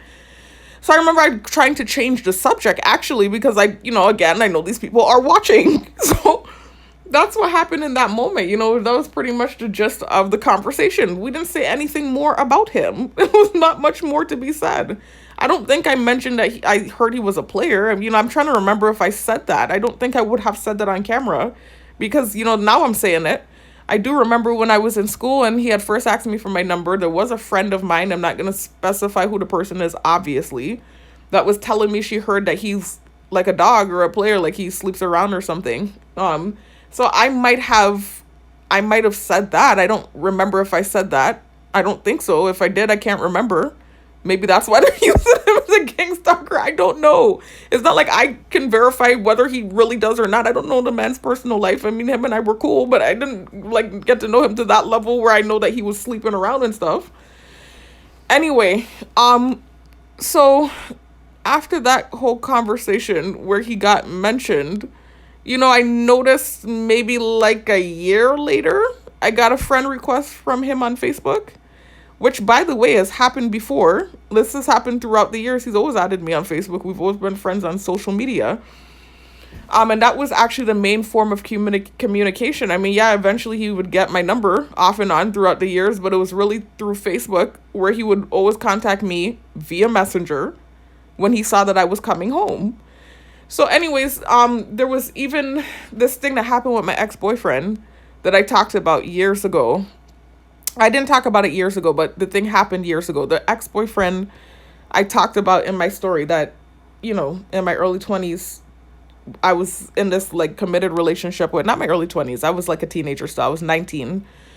And as soon as I got up to school, I met him, got in this committed relationship. He like basically moved into my apartment. He had his own apartment. He packed up like majority of his stuff and jammed it into my apartment. And he was barely going back to his apartment. He was staying like basically in my apartment with me. And so it started to feel overwhelming because it just felt like it was too quick of a movement. Like it, I did like him. It's not that I didn't like him. They're trying to make it seem like I'm this bad person, and I don't know, like being a scat or something, or like this loose female that was playing him, or they said all kinds of false narratives. I was young. They're just extra judgmental and critical of me because it's me. I already told you, like, earlier in the clips what happened. Not the earlier in the clips. I think this was the last video when I talked about what happened with my sister and that dude where she was kind of bragging on him and it kind of backfired in a way. And the same thing happened with me with the Italian guy, where I wasn't even necessarily bragging as much. But I did put my foot in my mouth.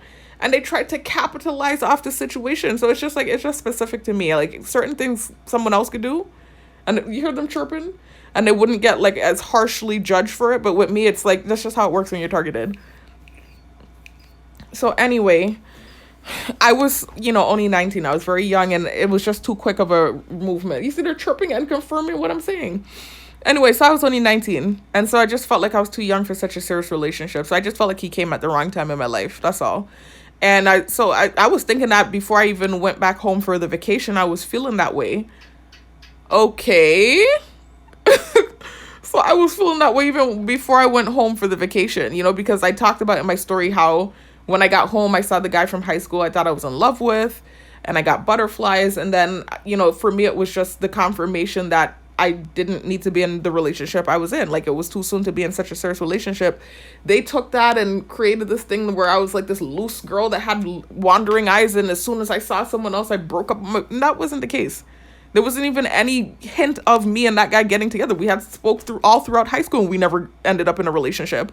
So who would be stupid enough to book or throw away a relationship off of the hope of another relationship with someone you spoke to all through high school that you never ended up with, So that wasn't the case at all. It was more so just like anybody giving me butterflies while I'm in a relationship is a red flag to me. Like, I don't want to be in something that I'm not 100% in or 100% ready for.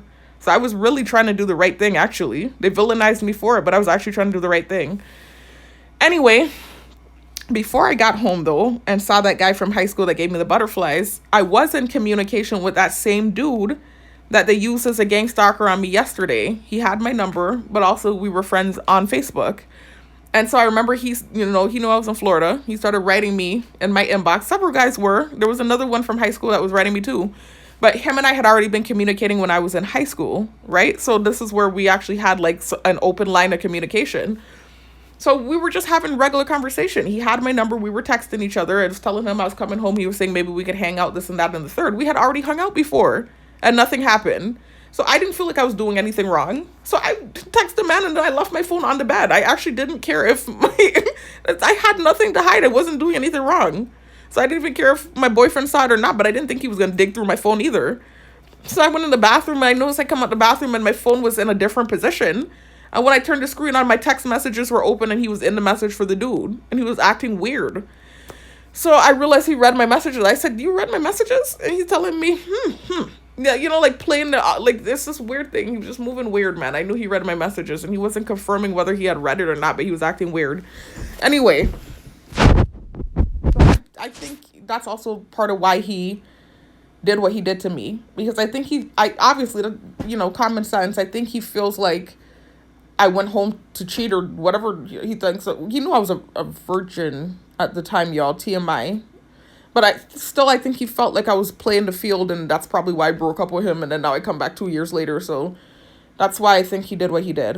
He had the wrong idea, the complete wrong idea. But I understand. We were both young, whatever. I already forgave him for it, whatever. But nonetheless, that guy was texting me even back then. And so it was just this common thing where they knew that he was, throughout the years, my sisters and I knew about the guys I talked to, guys that were on a serious note and guys like him who were more on like a casual note.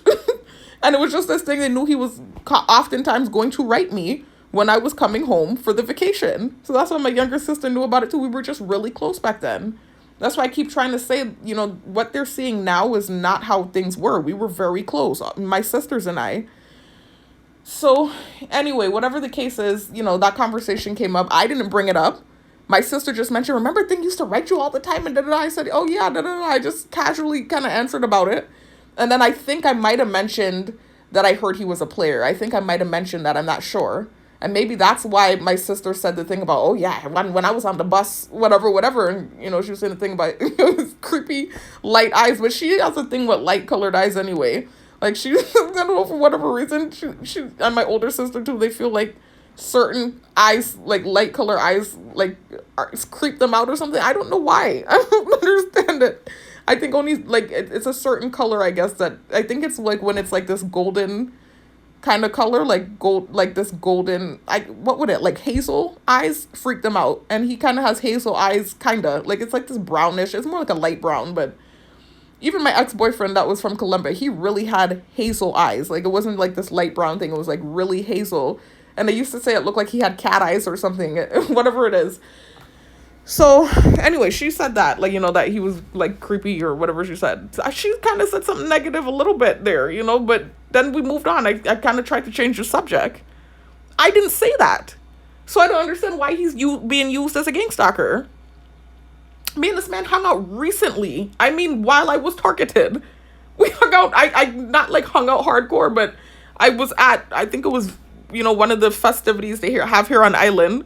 This was right before I relocated off island. When was this? Like, I don't know if it was 2020 or 2021. At this point now, that's a long time ago. Remember, time is flying. I've been back on island from trying to relocate for 4 years now. So this was maybe like 5 or 6 years ago. Time is flying. But before I tried to relocate off island, when I was teaching, there was a time where him and I linked up. I think I was at one of the festivities down there. And again, he wrote me on Facebook. And I think I met up with him by the boardwalk or something. And we hung out for like a little bit. Like, it's just always been this casual type of link up and it doesn't go anywhere type of situation. And he was the one that used to reach out, really. I would answer, of course, because I thought he was a cool person. But it never went any further than us really just like this platonic hangout, play with the idea of messaging type thing. It was just, you know, you have those type of relations throughout life too sometimes, and it just doesn't go anywhere. Like, that was one of those things. It wasn't a big deal. I didn't say anything horrible about him. Anyway, oh, and I kind of went off on a tangent. I started before the video cut off, I was telling y'all about a different dude that also had a thing, not really, I would say a thing with my sister and I, but another one that was like kind of had like this history with me. And then when he went to school with my sister was telling me that there was kind of like some activity with him as well. I talked about him in one of these recent videos. I don't remember which one, y'all. But they were using him as a gang stalker and me in the old gym. And he's one of the ones I would consider to be a bitter guy from my past that they used on me that was doing like harsh gang stalking activity. I remember he was in the gym, in the old gym, just doing like some real harsh stuff, like with the water bottles and just being real nasty with the gang stalking. At least this one here that they used today, he had more like a goofy look on his face. It's just the fact that he had the red shirt on. But he wasn't really doing the water bottle and all the extra stuff. Anyway, this other one was in the gym and he was like guzzling the water and he had this mean look on his face. I was like, what is his issue? You know, he was just writing me before I tried to relocate off island. I had to screenshot the messages. Of course, I scratched his face out, his profile picture out, and his name out. And I showed the messages. He sent me like multiple messages before I tried to relocate off island. And then now I'm back on island. The targeting's viral and you're trying to have a moment on camera. I'm like, really? So that was where I recently showed those screenshots, because he's another one that I talked to off and on throughout the years. But things had kind of turned harsh with him. You know, it was a little bit more specific with him because there was a point in time where I was away in school in my early 20s when I had first left for school. And him and I were talking and I found out, basically, I knew him since high school. I remember my friend telling me that this guy liked me really bad. And so I was like, who is it? And I remember her showing me him and I thought he was attractive. But then I found out he was like 3 grades behind me. He was 3 years younger than me. I think I was in 12th grade when I found out and he was in like 9th grade or something like that. So I remember that being a big turnoff. It was like a hell no to me. So I remember my friend saying, he's cute. Are you serious? Like going on like he's so cute, you know, because he was this tall guy and whatever, he played an instrument. But back then to me, I was just like, like I didn't date younger back then, especially in high school. It just felt weird to me. I felt like, nah, man, he's way too young. So then I remembered years later when I left for school and I was in my early 20s. Of course, he's older now, so it doesn't feel as weird. I think he was 17, as a matter of fact, and I was 20, something like that. We were very young. This was, I think this was maybe right after I broke up with my boyfriend, something like that. All these things took place around the same time period. I know I wasn't in my relationship anymore. In fact, I might have been 21 and he might have been 18, something like that. I remember he wrote me on Facebook and I gave, like him a chance to get my number, I guess. And we were talking on the phone and stuff. And I don't know, I just wasn't feeling it. I'm going to sound like a bitch for saying this. I was young again. And I had just got out of that relationship and stuff. And he just, I don't know if it was immaturity or what it was, but he used to call a lot. And it wasn't this kind of way where, they think I'm like this villain and this bitch and stuff. So I feel weird about saying certain things. But I was like away in school and stuff, and I think he had more time on his hands because he was a high school student still, or he had just graduated from high school. And so I just remember him calling a lot and not understanding when I said, like, I'm going to call you back. And he would still call like shortly after he's calling again. And so, my older sister was there when it was happening. I remember we were in the fair one time and, he was kind of doing that to me. And so that was off-putting to me. And I just, I just felt like he was maybe a little too immature is what it was. And I still was having like this kind of feeling about him being younger too. So I remember I didn't ghost him, not exactly, but it was kind of this thing where, like I stopped talking to him abruptly. Kind of, I don't remember if I actually ghosted him. I'm trying to remember, did I ghost him? I can't remember if I ghosted him because that's so, I don't think I would have ghosted him. I think I made an excuse. It was so long ago, y'all. These are, some of these people they're pulling out are from my deep past, y'all. That obviously hung on throughout the years and have messaged off and on, but these are really, like, when we really talked for real, like, back in the day. Like, I'm telling you. So, anyway, I don't remember if I actually ghosted him or if I just, like, made an excuse to stop talking to him. But nonetheless, I remembered, he kind of started to move this weird kind of way because then we started talking again a couple years later. And at this point now, stuff had started happening on Island. The thing with the cyberstalking, cyberbullying dude happened, and a lot of people on Island knew about that situation and some of the mean things I had said to him and things I said out of anger and stuff. And so, a lot of these dudes started getting involved. He already had whatever feelings he had towards me. So I remember I was talking to him again thinking everything's Irie, and I went to hang out with him, and he was acting strange. He was saying certain things that seemed sensitizing, and I was just getting a definitely not a good vibe. It wasn't like before. Definitely not. But still, he hadn't done anything so bad that I would say, like, oh, I'm never going to talk to you again. So even still, I still remain friends with him on Facebook. And throughout the years, he has written me off and on in my inbox. It hasn't been a consistent thing, not at all. But liking pictures and writing comments and writing me in my inbox. So, when he recently was in the gym acting how he was acting, I was like, what the heck? Because I recalled right before, like I said, when I was still teaching, I tried to relocate off Island. He had sent me a number of different messages at different times. So I actually took a screenshot of these different messages and I put it together in a video recently. And I showed those messages because I was like, what the heck? They're recruiting a lot of these dudes that had these bitter feelings towards me. And I didn't even know they were feeling some kind of way because you're writing me messages and stuff. And I didn't know you actually had a problem with me.